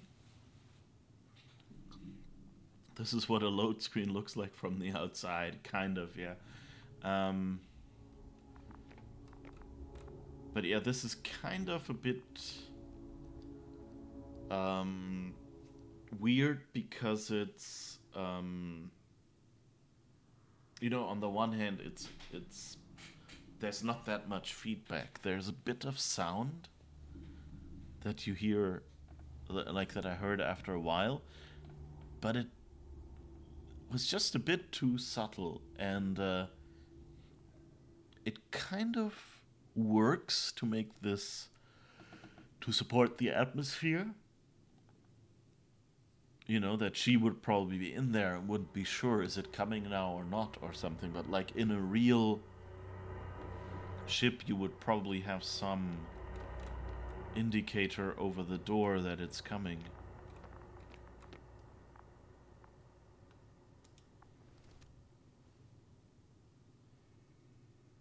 Okay, I have a button, a card for the upper deck. Well, let's go up. Next stop, Rahitra.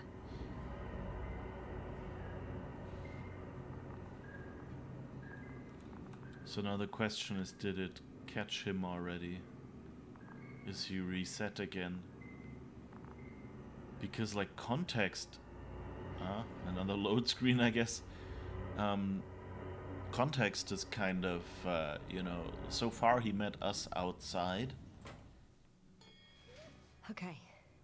Not quite at the bridge yet, but I'm getting closer. Much closer, Rahitra.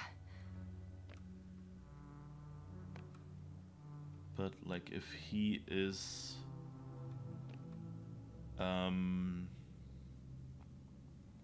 if he's looking for us, then or if he sees us and has already lost his memory and he sees us in this ship and he sees that everyone is dead, it would be quite different, I think. Like, so context is key.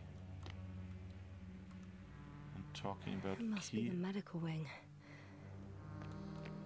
Surprisingly, everything's still running. Was Rahitra here? Could be that he dropped off his Stelinak Sokolny.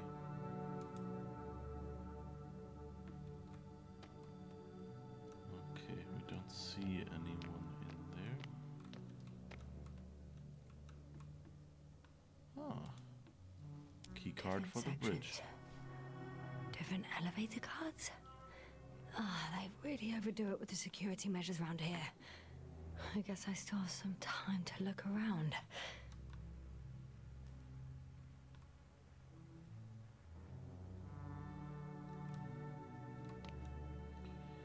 Go on the loo. Ah, better.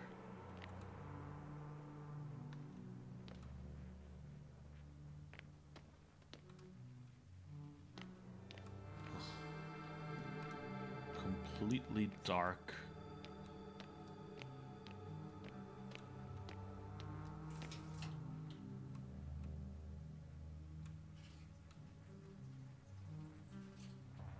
Jeez.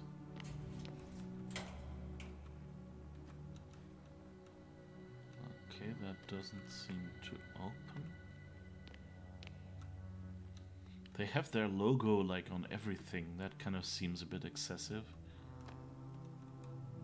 Sun, hydrogen, helium, small amounts of other elements.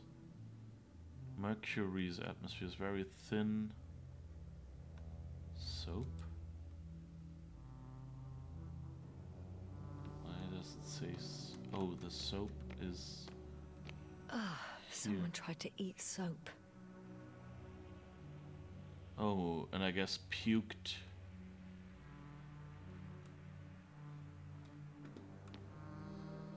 Or something.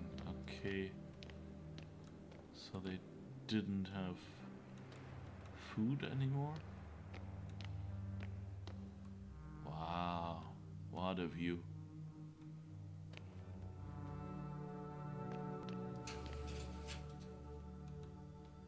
Ah. Oh. Dead person. Not good.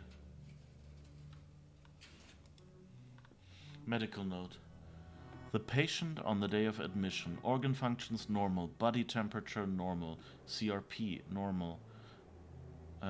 Visible anxiety disorders affecting dyspnea. Accelerated ECG. Lowered benfluorex and sleeping problems. Interview. The patient has been deepening his knowledge about the reversal in astrophysical phenomena throughout recent years. 3 weeks and 2 days ago, he formulated a theory of a white hole, the antithesis of a black hole. According to antithesis, why am I having problems? I know how to speak this word.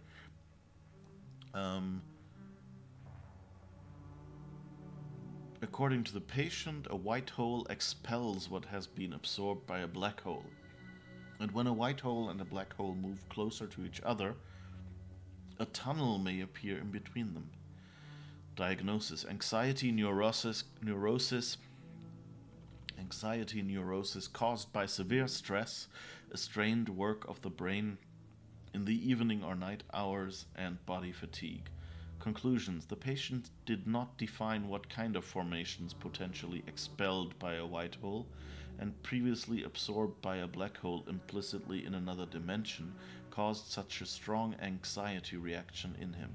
He also didn't specify a reason why the mentioned tunnel would threaten his sense of security. However, his repeated words and created drawings indicate a direct connection between the hypothesis and anxiety neurosis.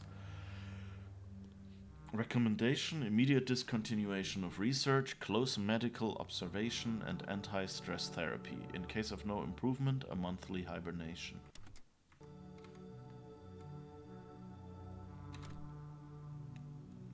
Okay. He looks kinda dead.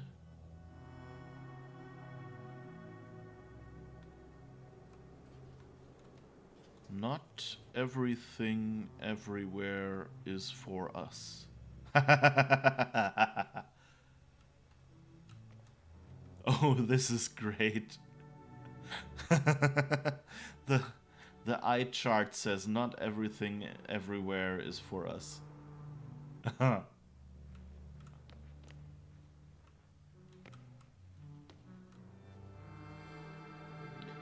It was kind of when I saw that that it started with not, it kind of became apparent that it had to be, and it wasn't a typical sequence as well. Protection against the flies. Chemical methods. GABA can be given to the crew before going to the Regis 3 surface. Too long waiting period before taking effect. Crossed out. Significantly reduces the crew's ability to perform tasks. Dead end. They considered even the most absurd forms of protection against a cloud. And I don't blame them. I don't know what GABA even is.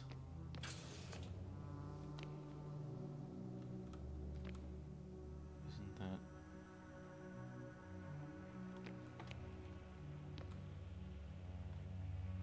Oh, I guess this didn't work from this side. Interesting.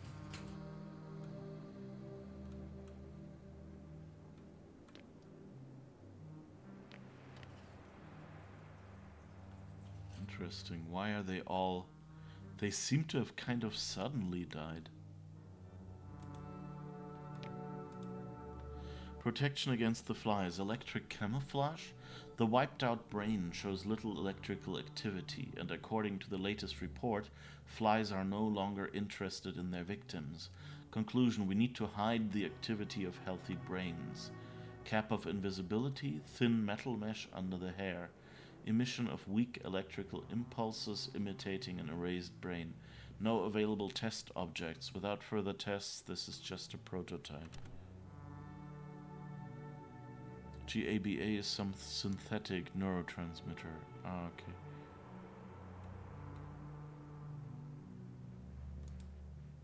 What's this? Come on.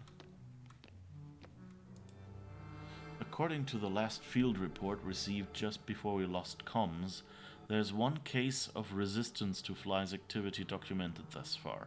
Despite meeting the cloud, one of the technicians didn't show symptoms of memory erasure and remained cognitively functional.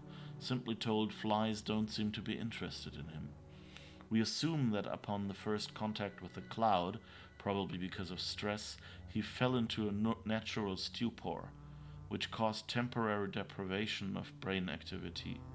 It is likely that the cloud then took him for a neutralized individual and thus permanently classified him as harmless. It's only a guesswork hypothesis, since we have nothing. We lack data. Oh, so that might be why Yasna got through it. Is that why the flies didn't wipe out all of my memory? Because I fell into a natural stupor. It makes some sense, I guess. Yeah, we fell off the wall and hit our head.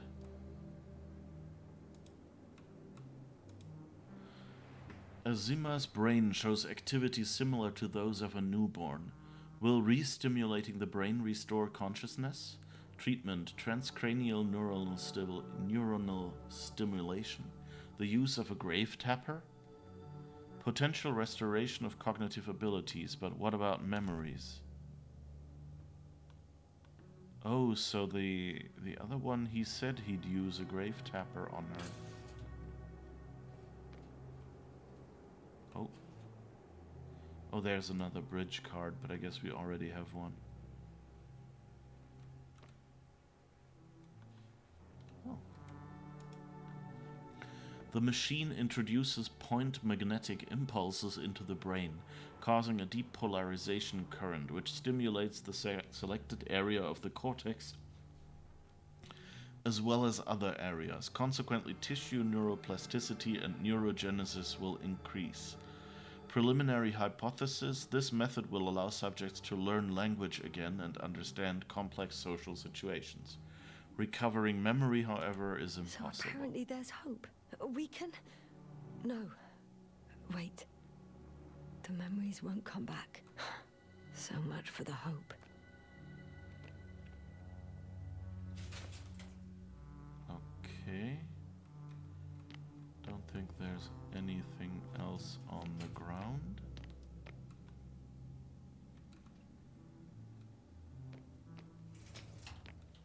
Okay.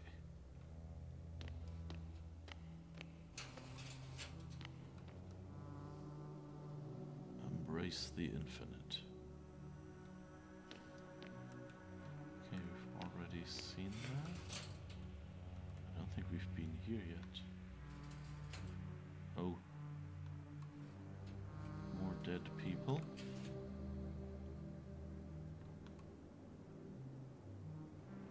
Oh, I think someone lost their ability to write. I guess they were just all wiped and so just starved because nobody could help the other. A plaque commemorating the 1000th voyage of the Alliance beyond the solar system. We pay tribute and salute all the pioneers of space travel united under the Alliance banner. It is their hard work and unwavering determination that allowed us to lead the way in exploring extraterrestrial frontiers. Reminder, during every field mission, please keep in mind the universal moonwalk regulation. The rule stipulates that when on the surface of celestial bodies other than Earth, your movements, gait, and method mobility should be adjusted to the specific, conditions of that location. Detailed instructions for movement will be provided by a designated member of each unit.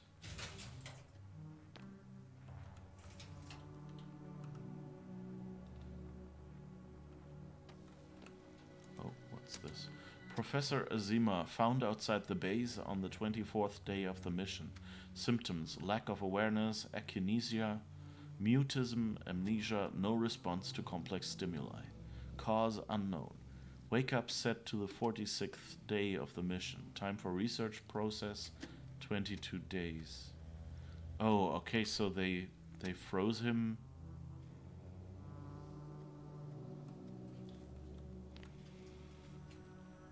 So they could help him. 46th day means he's probably dead already as well. This looks... Lemmy. There's a Lem Cigarettes Alliance. The future is now.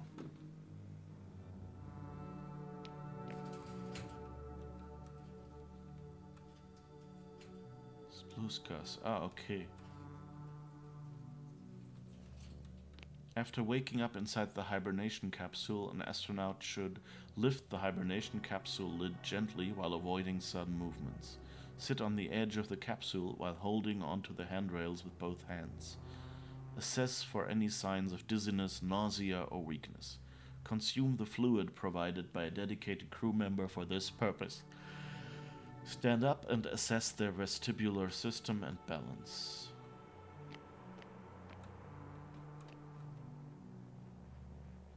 Post-hibernation. The day after waking up, do not anticipate... I think they meant participate in any heavy mental or physical activity. It might overwork your body that was weakened due to the hibernation. 1. During the day, drink at least 2 liters of water. Please refrain from drinking at once. Dose your intake to small portions and drink every 2 to 3 hours. 2. Do not eat any sweet desserts and drink beverages in the span of 2 hours from waking up. 3. Try to accommodate in your room and do not do any hard exercises. If you are experiencing any pain, contact the doctor. This seems like it was translated by someone who's not a native speaker.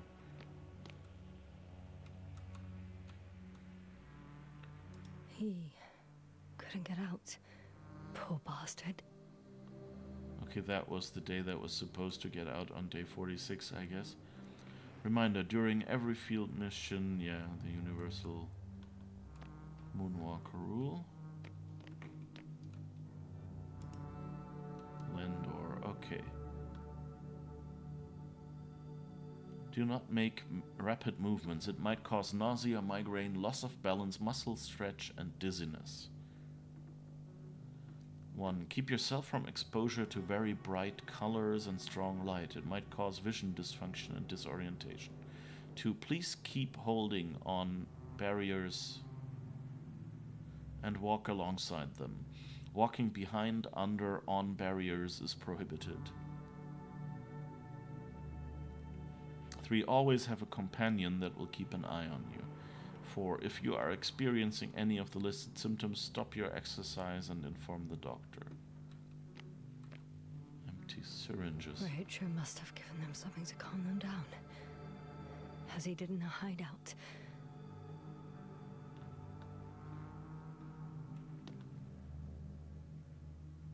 There should be more drugs around here somewhere.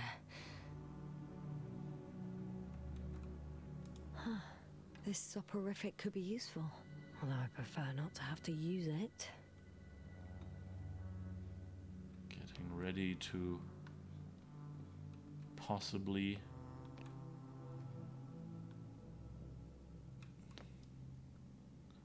upper deck and bridge. 2 more cards, okay.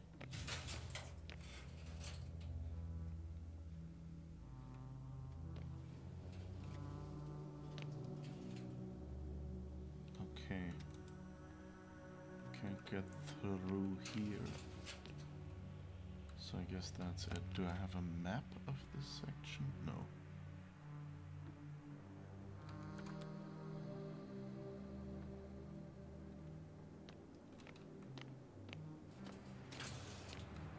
Block H as in hibernation.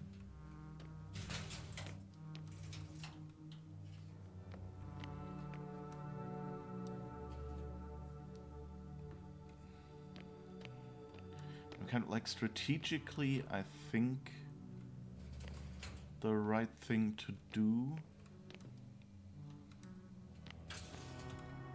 is talk to Rohitra first before we do the radio thing. Through Skull Interneural Simulator, TIS, commonly known as the Grave Tapper. Function: registering the last conscious records of an already dead brain. Method: sending electrical impulses through those nerve fibers, which in the terminal state formed a functional entirety. One should proceed along the lines of the following scheme. Use the TIS to cleanse the skin on a deceased's forehead. Attach 6 flat electrodes with elastic tape to areas labeled in the scheme. Set dials in the apparatus according to the provided values and activate TIS by pushing the start button. Take on headphones attached to the apparatus. Observe the last records of the deceased brain. Attention, the foregoing manual should be applied only in the case of a recently deceased or deceased in an early stage of decay. The results of this examination are deemed uncertain and potentially unethical.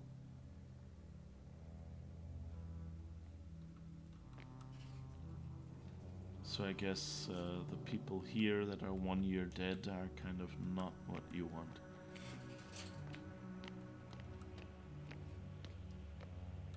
Kind of worried if that's just supposed to be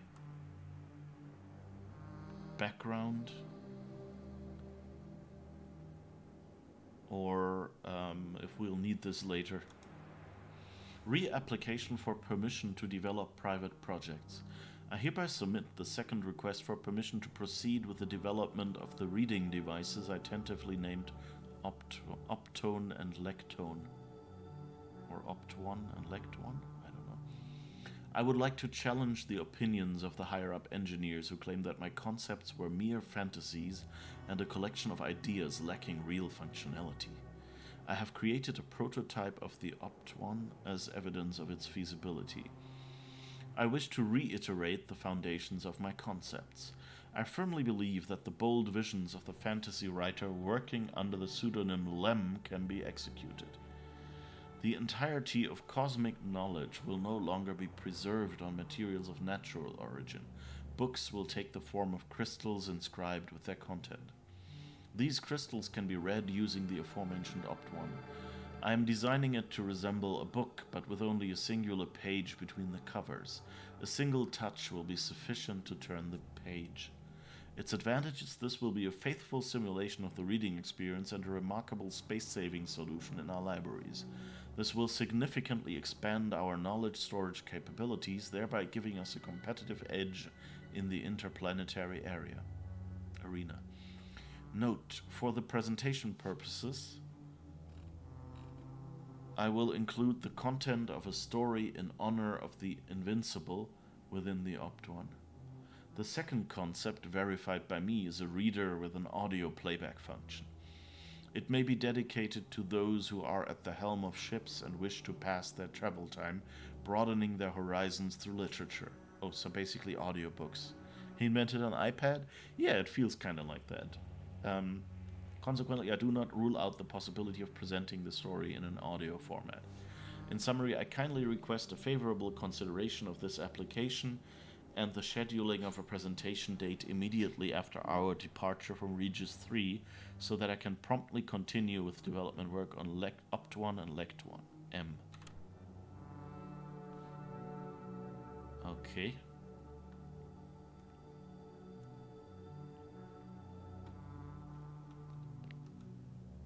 Or Optone and Lectone? I don't know. This seems like it's probably... I mean, the writer writing under the pseudonym Lem, that's kind of... Or Lem, I guess? I don't know. No. I think Lem is Lem, right? It's Stanislaw or something. Anyway.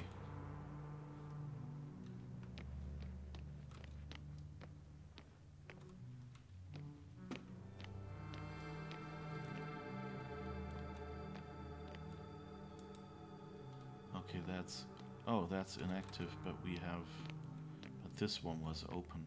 I first thought that was the one we came through, but that was the one over there. So I guess here we go.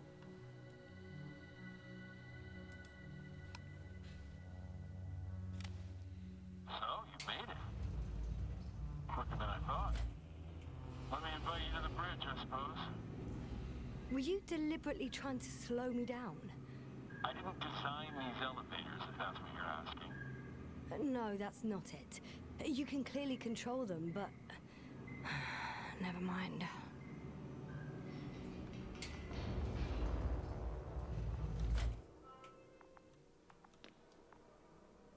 Dirac field, ready to activate. Spherical thrower, anti-protons. Oh, it'll be hell. Force field interference. Rahitra! Here. Ah, over there. Now that you're here, why don't you help me? With what? With the probes. They're over the battlefield. I do have visuals from the Cyclops here, but I can't do everything on my own. Oh, wait. Activity's increasing. They're coming. Are you helping or not? Come on, Yasna. It's about to start. I can't wait any longer. All right. Have it your way. Okay, Oops. I'm ready.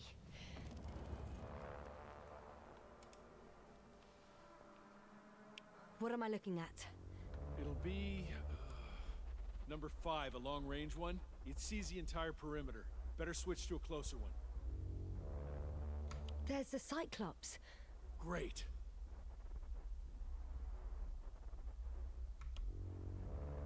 Force field activation.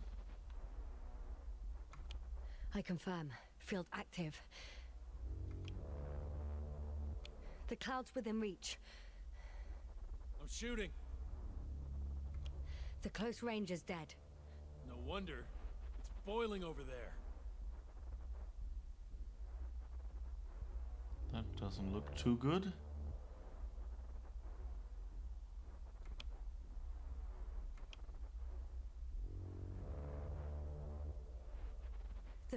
is shrinking.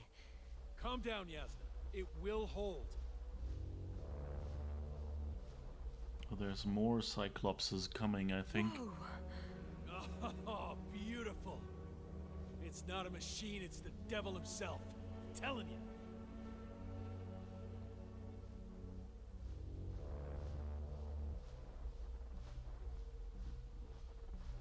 Swarm, sort of, yeah, we... Oh, they're coming back. Shit! I'm losing connection. Do you see anything? They're creating a tight formation. A cyclone. Fucking shit! Oops.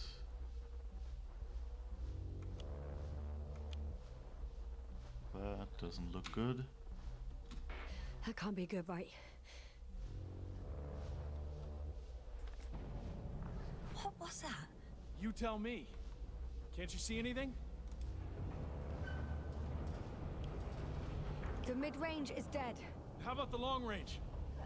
The long range works. The cloud has stopped attacking. The Cyclops is... Huh? What is it doing? What did you see? Yasna! The cloud won. What? You said... Don't count on the Cyclops anymore. Circus must have gone haywire. It shot down the probes. Now it's probably operating with a new goal. Like all those machines earlier. I don't understand. How? This is pure madness. Hey, at least we still have the Invincible. Don't mock me. I'm not mocking you, Rahitra. They really are flying here. They'll be here in about... Just hold on for a moment. I'll find out. Okay. That's fascinating. Okay, where is the radio?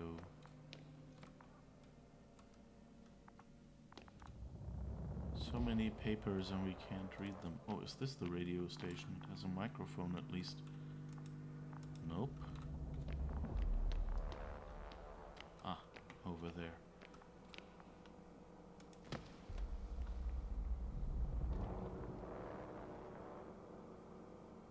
Um...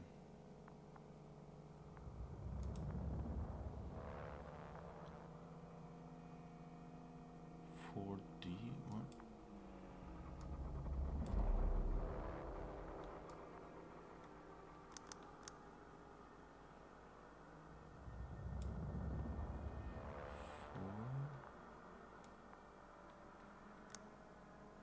Condor, are you there?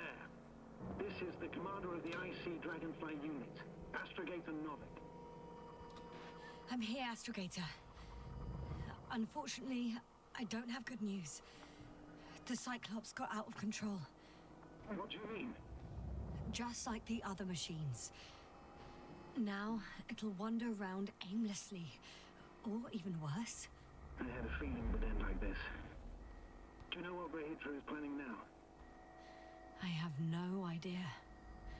Well, then I need to talk to him. You, sir? Yes. Can you switch me somehow?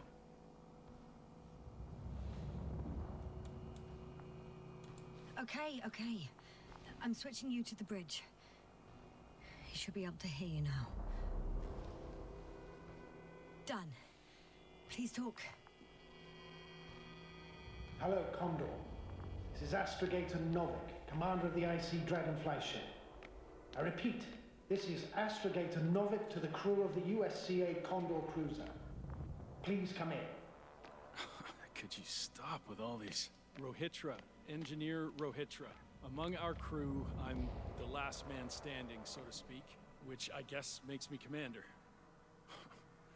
Who would have thought? In that case, I'm making an official request to join our forces. To prevent the danger that threatens both sides. Oh, enough, Novik. That's enough. I agree, officially and all that jazz. We're already taking steps to eliminate the threat. I'd even say that your crew is working on it pretty damn actively. We stopped playing defense and took the fight to them. The Cloud suffered significant losses. As a counterattack, though, it disrupted our communications. Playing defense sounds a lot better than we're getting our asses kicked. Doctor, not now, please. No, it's true. Fighting against the Cloud is exceptionally difficult. But any opponent can be defeated. All it takes is the right tool. Meaning what exactly? Let me remind you that we're dealing with a dispersed entity whose technological prowess is still unknown. And it has so far destabilized every machine sent its way. Even the most specialized ones. That's why I'll keep it simple this time. No electro brains, no memory, only pure energy. You still haven't answered me, Hitra. Please, just tell me straight. What are you up to? I'm arming the charges. Arming what? Explosives? Cluster munitions? Hydrogen. What? Rehitra? Are you serious? Damn right. I won't leave all this unresolved. How many warheads do you have? 54. From 30 kilos to 100 megatons. Oh, that's quite an arsenal. Over the top, I'd say. We really do have enough power. That's an understatement, Doctor. An amount of energy could rip the planet to pieces. I'm not an idiot. I won't send everything at once. I'm preparing 8 smaller warheads to start with. And then? We'll see. Are you sure this is a good idea, Rehitra? Listen, Yasna, I know how it must look to you. A hot-headed guy from the Alliance who wants to use nukes. But put yourself in my shoes. I have 24 hours tops of complete situational awareness. I'm taking action here and now based on my best judgment. I don't know what will happen later. Where will I wake up? In what condition? So I'm going to avenge my people before that happens and ensure the safety of those who survived. They all deserve better than this. I know you understand. You like me. You would do anything for your crew.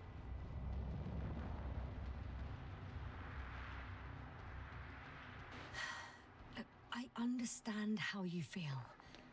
But you can't approach this problem in terms of revenge. We are dealing with creations of necro-evolution. Dead evolution. And probably non-sentient ones. Taking revenge on the Cloud is like... Whipping the ocean for sinking a ship? Exactly. Like Xerxes. We won't gain anything from a mindless attack. On the other hand, knowledge about these creations may turn out to be crucial in helping their victims. In helping you, Rehitra. My memory, you could... It's possible. Well, thank you. What for? I haven't done anything. For reminding me of my mom. But as long as the Cloud is a threat to others, my condition comes second. You, Hitra, are still reasoning as though we were standing face to face with a thinking opponent. What if these beings are not our enemy at all? Oh, good one. Are you forgetting how many of us they've already killed? I will never forget, Rehitra. Still, I can't help feeling that they operate without any strategic plan. They attack from one incident to another. They're non-sentient, as the doctor put it. So what, they're stupid? And that's why they can't be hostile? It's absolute nonsense. Well, it could be. Yasna, what do you think?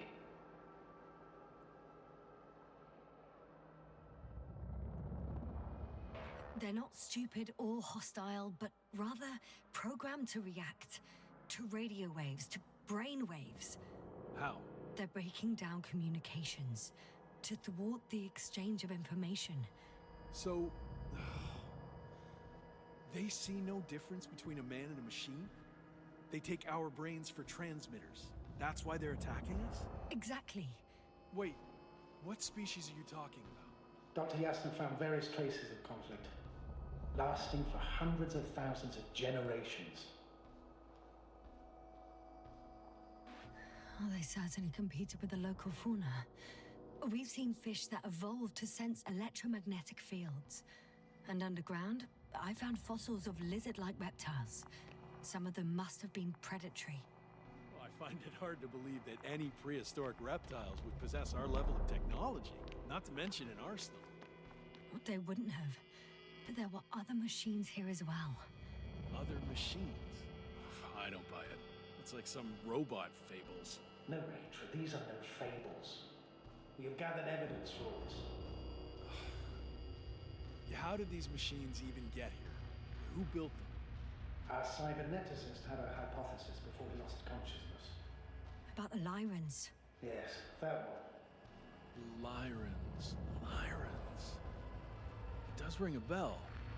Wasn't there a book about them? The Kraven's monograph. According to his notes, before the explosion of Zeta Lyra, the sixth planet of the system was inhabited by intelligent beings.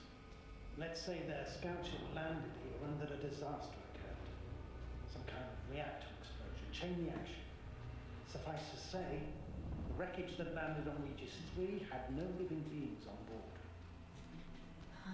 Only the machine survived. And then what? They started bashing in each other's tin heads? Doesn't make much sense to me. Machines don't have emotions. They don't argue. First things first. Millions of years ago, some highly advanced race sent machines to Regis 3. And these were specialized homeostatic mechanisms, left with no one to command them. As an engineer, you know well how it is. A robot does what it needs to do, whether it serves someone or not. At first, they probably just repaired themselves, or built a home for their dead masters. Until something forced them to change. Exactly.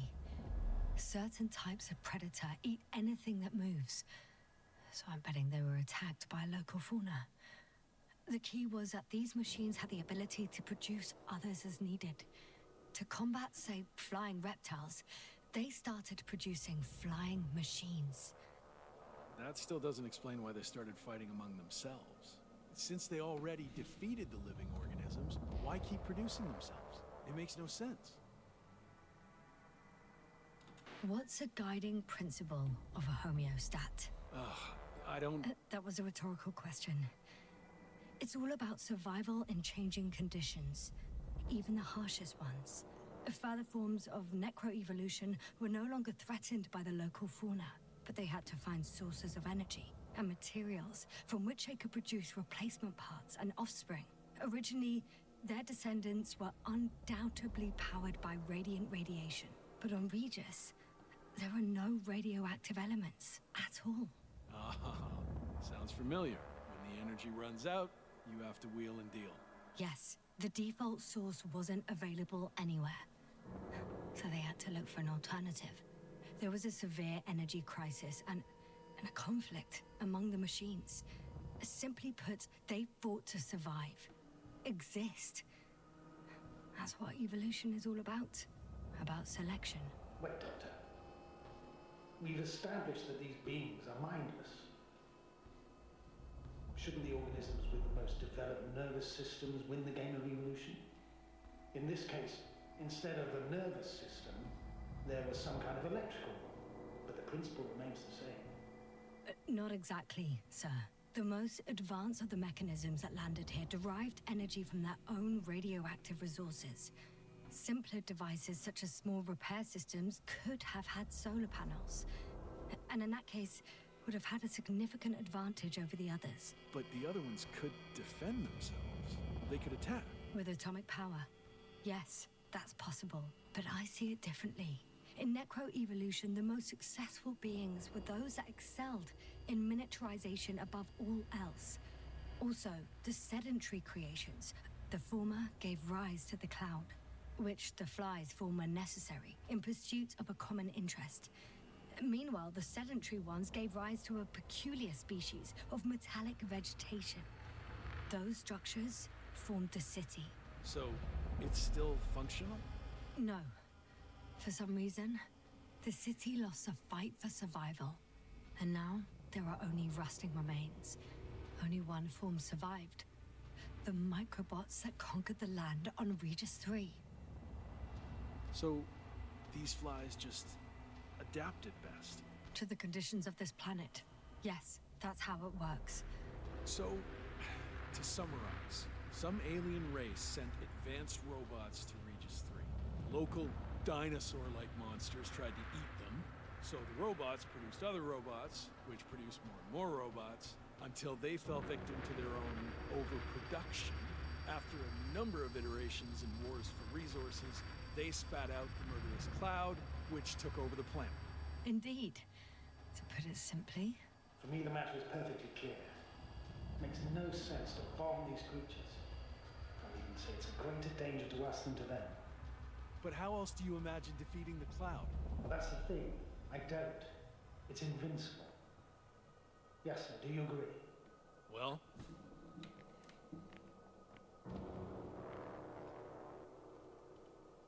Yeah, I very much agree. Another attack would make no difference. Just a few flies are enough for the cloud to regenerate. What if we destroy their nests? No, Ritra. Unless we want to destroy the entire planet, it's impossible to eliminate them all. And even then, there's no guarantee they would die in space. After all, the flies need no air, water, or food, only solar energy. But what else could we do, if not attack? We can leave this place and never come back. How so? Your commander will swoop down from orbit and pick us up? Or do you have an extra ship up your sleeve? I'm afraid none of these. I was thinking about a saucer, or some other vehicle from the Condor. Don't count on it, Yasna. It's a miracle we arrived on that wreck of a saucer. Nothing else flies around here, I checked. Huh. I'm done. Warheads are armed. One more press of a button, and there'll be no turning back.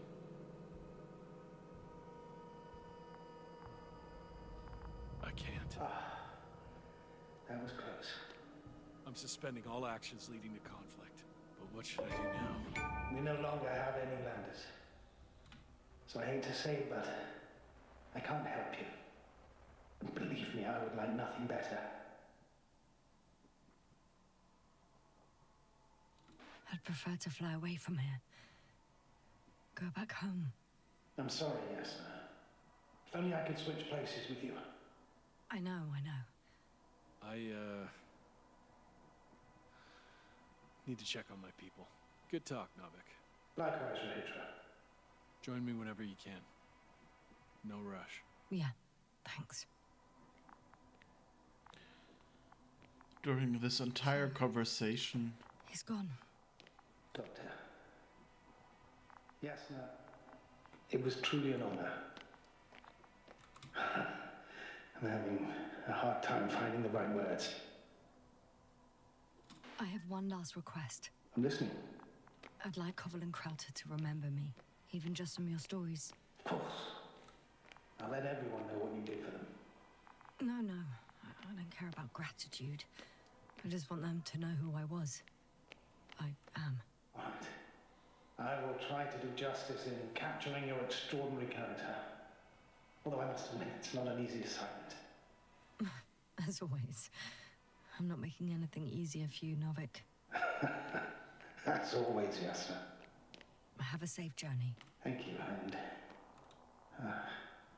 take care. Over and out.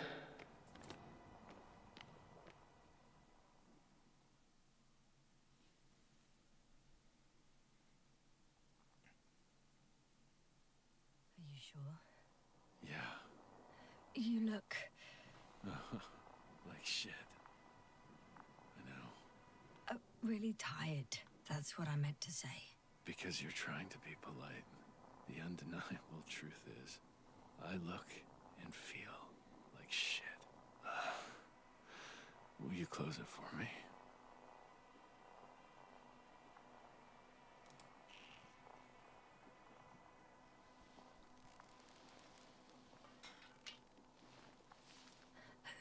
Of course.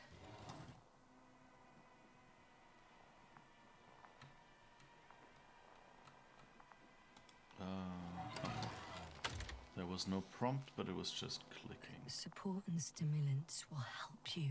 I won't sleep. I can't. You know that.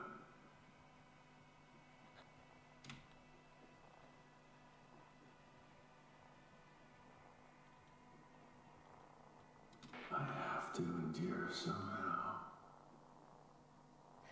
I admit I would do the same in your place. Thinking about losing yourself, your memories, it scares me. That doesn't mean I should help you hurt yourself. Primum non nocere. You're not hurting me, Yasna. You'll actually make sure to hurt myself, like the dumbass I am.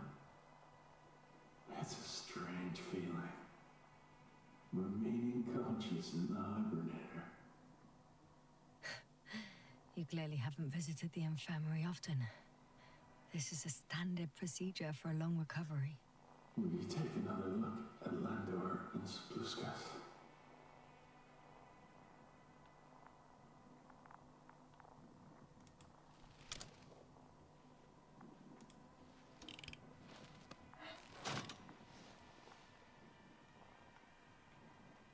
Did he forget how to Sure I read can. or write? He could write a Though, letter to himself. I doubt their condition has changed. Thank you. But you're still wondering whether to go to the nest. This is probably your last chance. If you want to make it before the Invincible arrives, it would be good to have you here. When they come, the journey there and back will take you about 12 hours. No, I'm not going. I know it's a unique opportunity to get closer to this phenomenon, and I might never get another chance. But I've thought about it a lot, and I'd rather stay here with you. Now rest. You should save your strength for their arrival.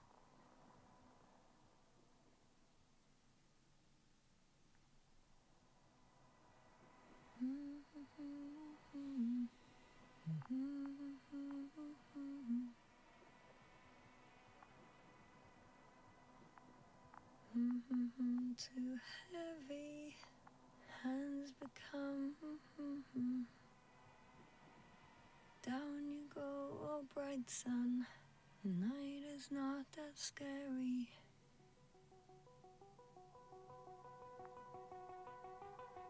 Ooh, what was that?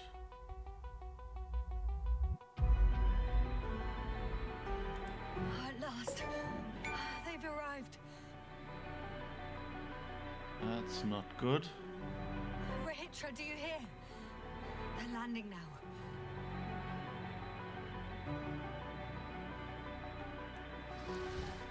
Yeah. If we're lucky, he's just fallen asleep.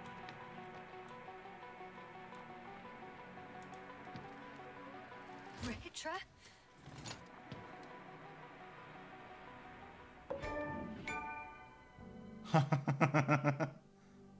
Okay. Yeah, I wonder why he... I guess he's asleep or something. It looked a bit like he was. But I like that. It's an open ending.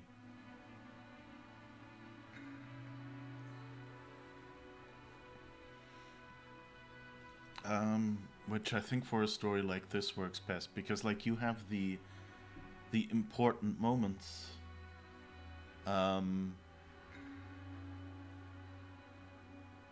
So yeah, that kind of 11-bit studios. That's an odd number.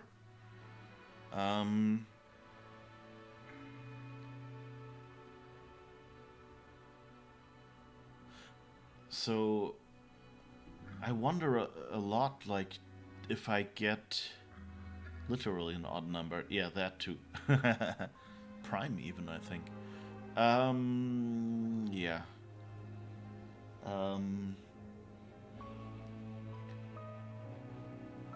Yeah. So what do I think about this? So I really like the mood they did, and apart from like the moments where they really weren't good in supporting you where you could go, and apart from the weird way they handled where you could walk and where you couldn't, which I think they could have put more, you know, the game would be much better if they put more, well, I'm not going to say more work into that, but like if at least that had been handled differently, because I know there's a lot of work that goes into making games And yeah, it's kind of often they put a lot of work in it and then say, okay, we make a minimal decision. But yeah, oh, okay, so there is a chapter select, so I guess I can. I could probably go through and select some other endings and try them out. Yeah, there was that spot in the beginning where it was clear you should be able to easily go and it was just an invisible wall. Yeah. And also the other spot where I went like this kind of hole up there that looks like a place I should be able to go, and there just was nothing. And then later when the story said, oh, you know, you should go over there, suddenly it was like marked as here you can climb, you know. Making that an actual wall would have been better. Yeah. Like, even if it was just a climbable...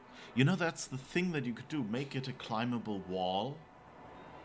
And just have your character go, like, I'm not climbing random mountainsides if I have no reason to, you know?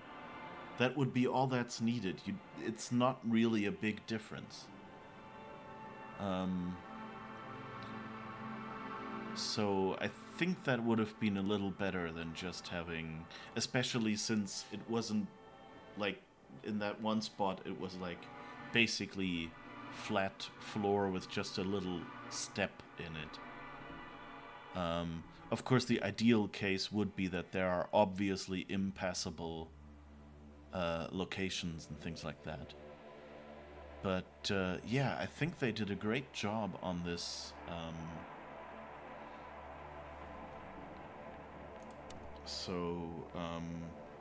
I'm really happy, and I like that they didn't quite give you a clear ending. So, like, this feels to me like you should really be able to go and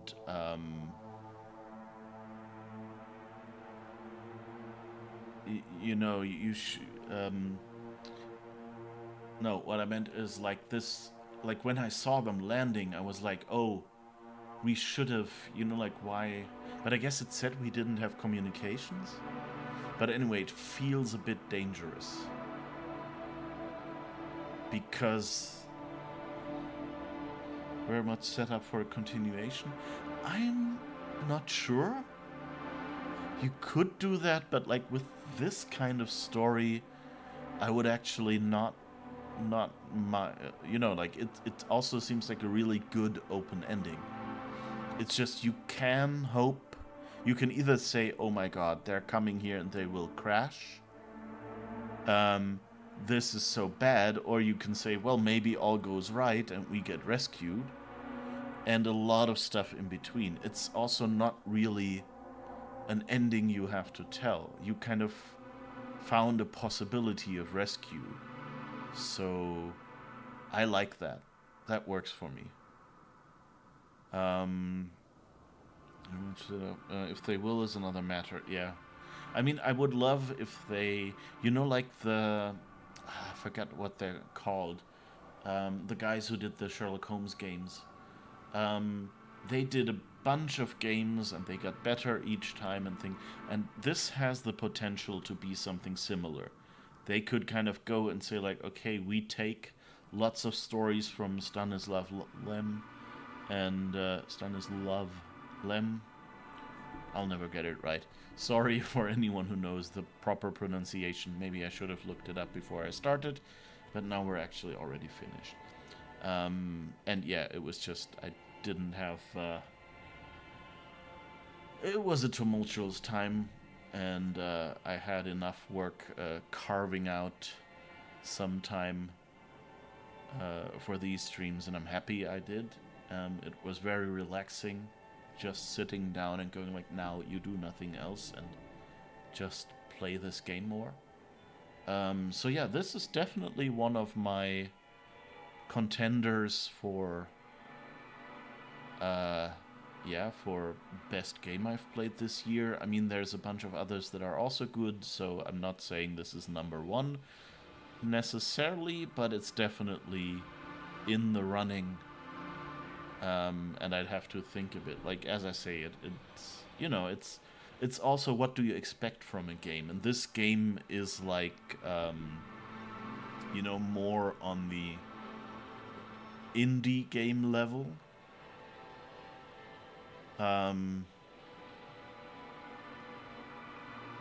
Or, well, indie, I mean, this is, I don't even know what level this studio would be at, what else they've done, but like, it's not, you know, like a big AAA production or anything, so you come in with kind of like lowered expectations, but, you know, like, you don't expect it to be bad, and it wasn't bad, but like, there's just certain things where you go like, yeah, I'll let them have it. You know, certain trade-offs you will accept, and I'm really hoping that they keep doing that, because this looks really good.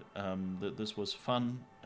It really managed to capture the mood, but also it didn't do most of the things that usually annoy me.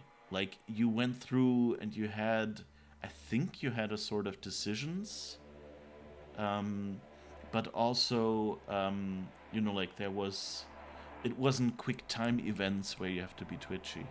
I'd say it's a walking sim, but a very good walking sim, based on a good story, rewritten very well to fit the medium. Yeah, definitely. And I mean, I say, you know, like, there's some people who use walking sim disparagingly, and I actually think it's probably one of my favorite genres. Like, Edith Finch was really good, Ethan Carter was really good, this one was really good.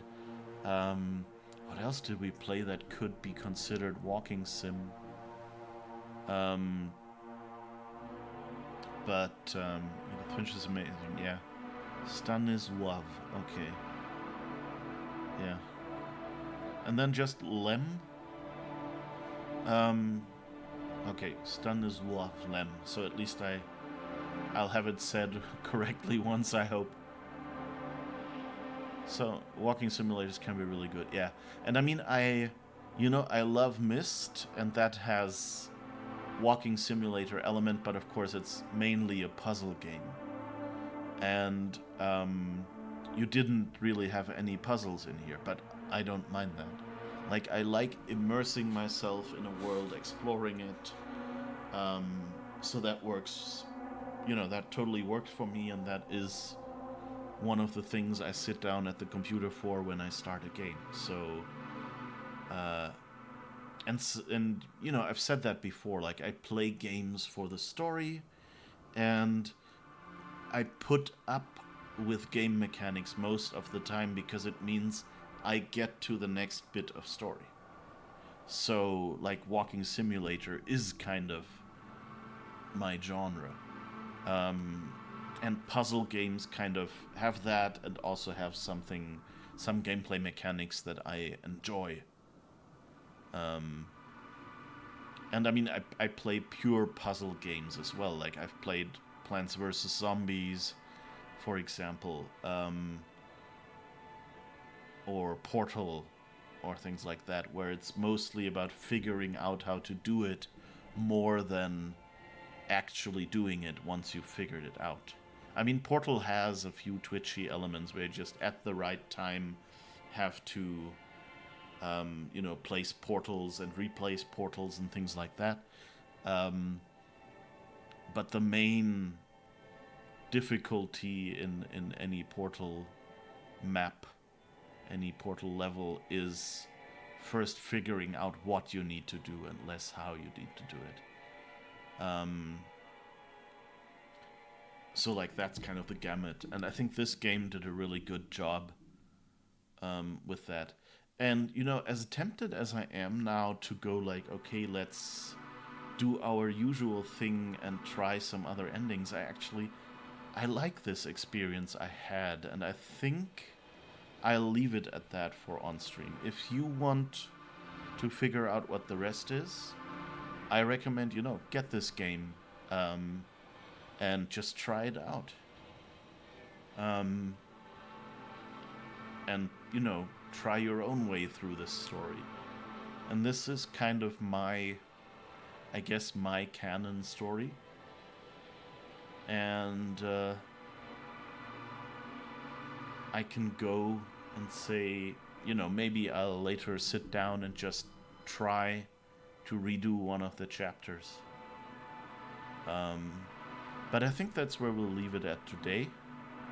It's a bit of a shorter stream, but I hope you enjoyed this as much as I did. And yeah, I really hope they'll do another game in this series. Like, I think Lem's stories, like, there's really something promising in there. Oh, Ada, you mentioned that there was this story where someone was dead and someone else was talking to them. I'm glad that didn't turn out to be in this story, because, like, I was, until at the end it was suddenly, okay, we're putting Novik on the speakers, I was still suspecting that Novik wasn't actually there, and that he had, you know, died from his leg injury long ago. And I wonder if that's something they did here. Like, you know, intentionally, I mean. That they went, okay, those people who know the story will probably expect Novik to be dead. And so, by not having this twist, it actually made the story better. And I liked the element that, what was it named? Rohis? I've already forgotten his name. That he was, that he kind of turned out to also have the amnesia thing.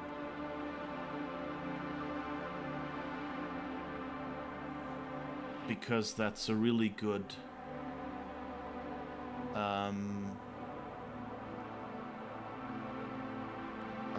that was a kind of a nice twist. That he kind of won't save us, but, like, his connection and the people coming to rescue him are what rescues us. But that Yasna actually kind of, you know, she remains the acting party, and that's, in a game, it's important that, you know, the main thing that games can do that movies can't is be interactive. And so if you take that away, especially during the finale of a game, then that always leaves a bad aftertaste, because that's the one thing. Like, I can watch a movie anywhere, but playing a game and doing stuff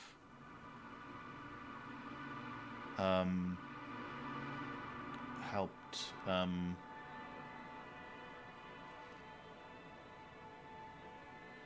Yeah, I mean, yeah. So you play a game, and you know, that's kind of the main difference. So you want to experience that from start to beginning, because otherwise you might just watch a movie. I said someone was talking to someone dead. I don't recall the context, but maybe that was another story. Yeah, I don't know. You mentioned something that you had some Lem story that was that, I think? Lem, not limb. Okay. The subtitles are a bit creative today. But anyway. Yeah, so enjoyed this. Goes on my list of stories I really enjoy. And on games I would recommend to someone else. Especially if you like walking simulators. Sounds like the movie Dark Star. Isn't that the one with a big tomato balloon thing? Talking with someone dead, I mean. Is that based on Lem as well? I don't even know. I think Dark Star... Was Dark Star based on something? I'm trying to remember. It's been so long. what was it? The exotic or something was what they called it, I think. Have it as a book and look up who wrote it. Darkstar. Oh, okay. So it was a book to start with. Okay. I wasn't quite sure. Like when you mentioned like that, I went like, was it? Because like something in me says, like I have the, like if someone said no, I would just say, okay, I'll take your word for it. But like there is this gut feeling that I had of that it was a book, but they changed it when they made the movie substantially in some way, or at least, changed like the genre or whatever, like turned it from a serious thing to a comedy or something. Or just like that's how it was received by people because the effects were so cheap, or I don't know, something like that. So I don't remember. Or maybe the book is after the film. That could be as well. I mean, they've done that a couple of times. I mean, it's a classic thing to have movie adaptations, of course. Especially in the times before VHS, that was like really common because it was the only other way to basically rewatch a movie that had gone out of the theaters. Alan Dean Foster. Don't know if the book is after the film or... Yeah.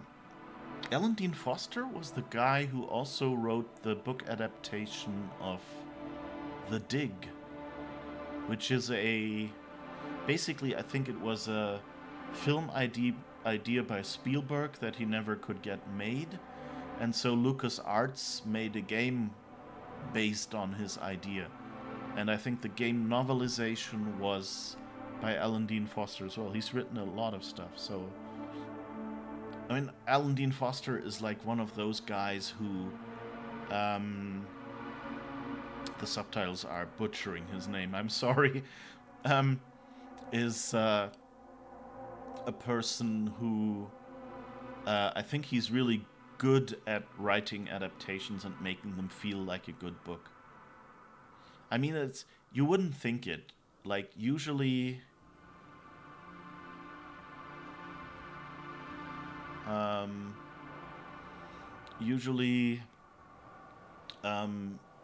it's hard to screw up a book adaptation because you have, like, an adaptation of a movie, I mean, as a book. It's kind of hard to screw that up because you already have the movie, you have the story, and you can fill in details that you can't do, when things happen visually. You can add in details that keep it interesting, like give like the inner thoughts of the characters and things, which are often in the scripts for the movies, but just, only make it on the page in the acting.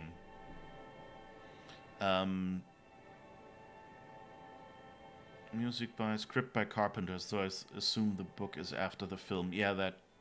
Okay, if the book says it, then yeah, it's just an adaptation. Which, But anyway.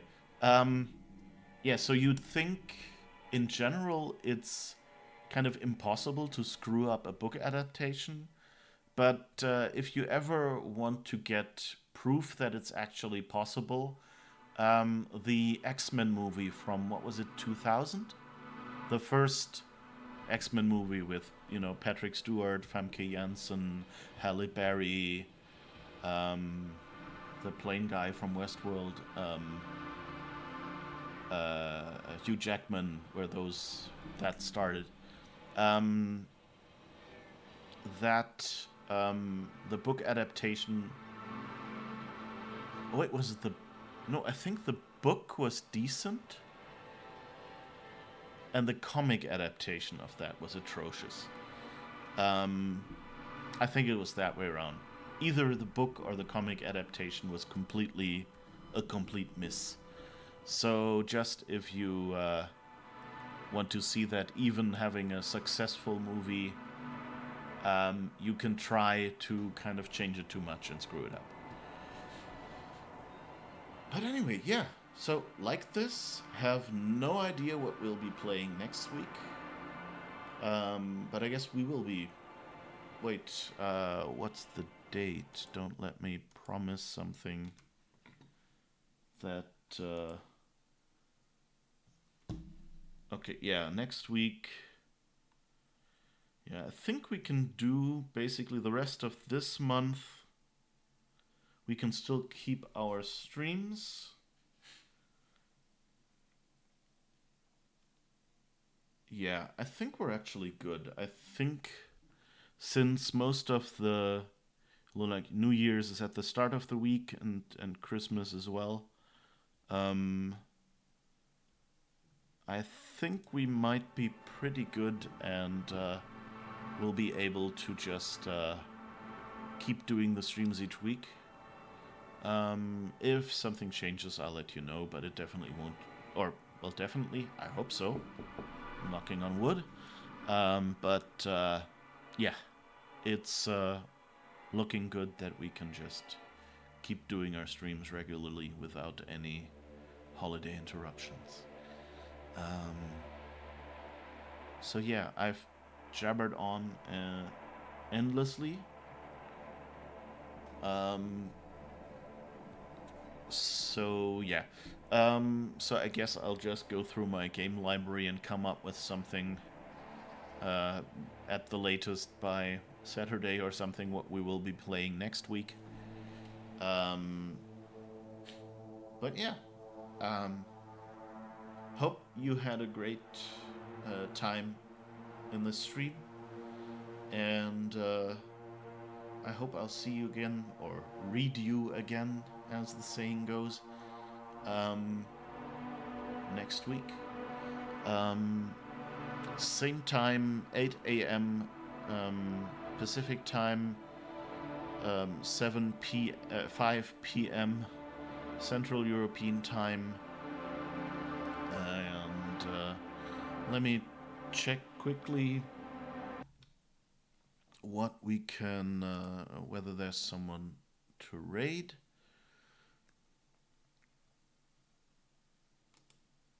Okay. There's someone I would have loved to raid, but of course they stopped streaming already.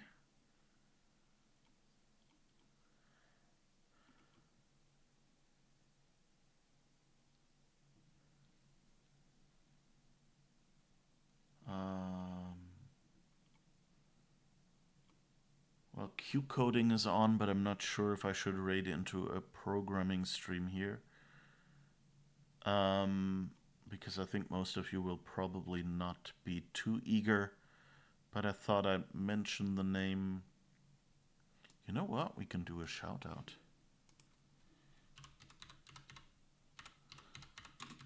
So if you're interested in hearing about programming stuff and unit testing, Q coding, all one word, on Twitch is a great channel to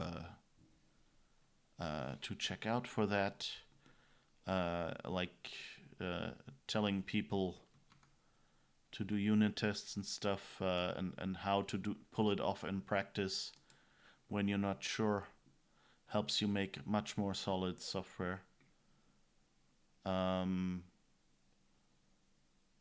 Especially with a kind of like an Apple platforms bend. But yeah, so that's it. Thank you for being here. Have a great week. Stay safe. And remember, virus numbers are up. Remember to take along your masks, because everyone is traveling from A to B right now for holidays and stuff. And chances of catching something are bigger. Bye-bye.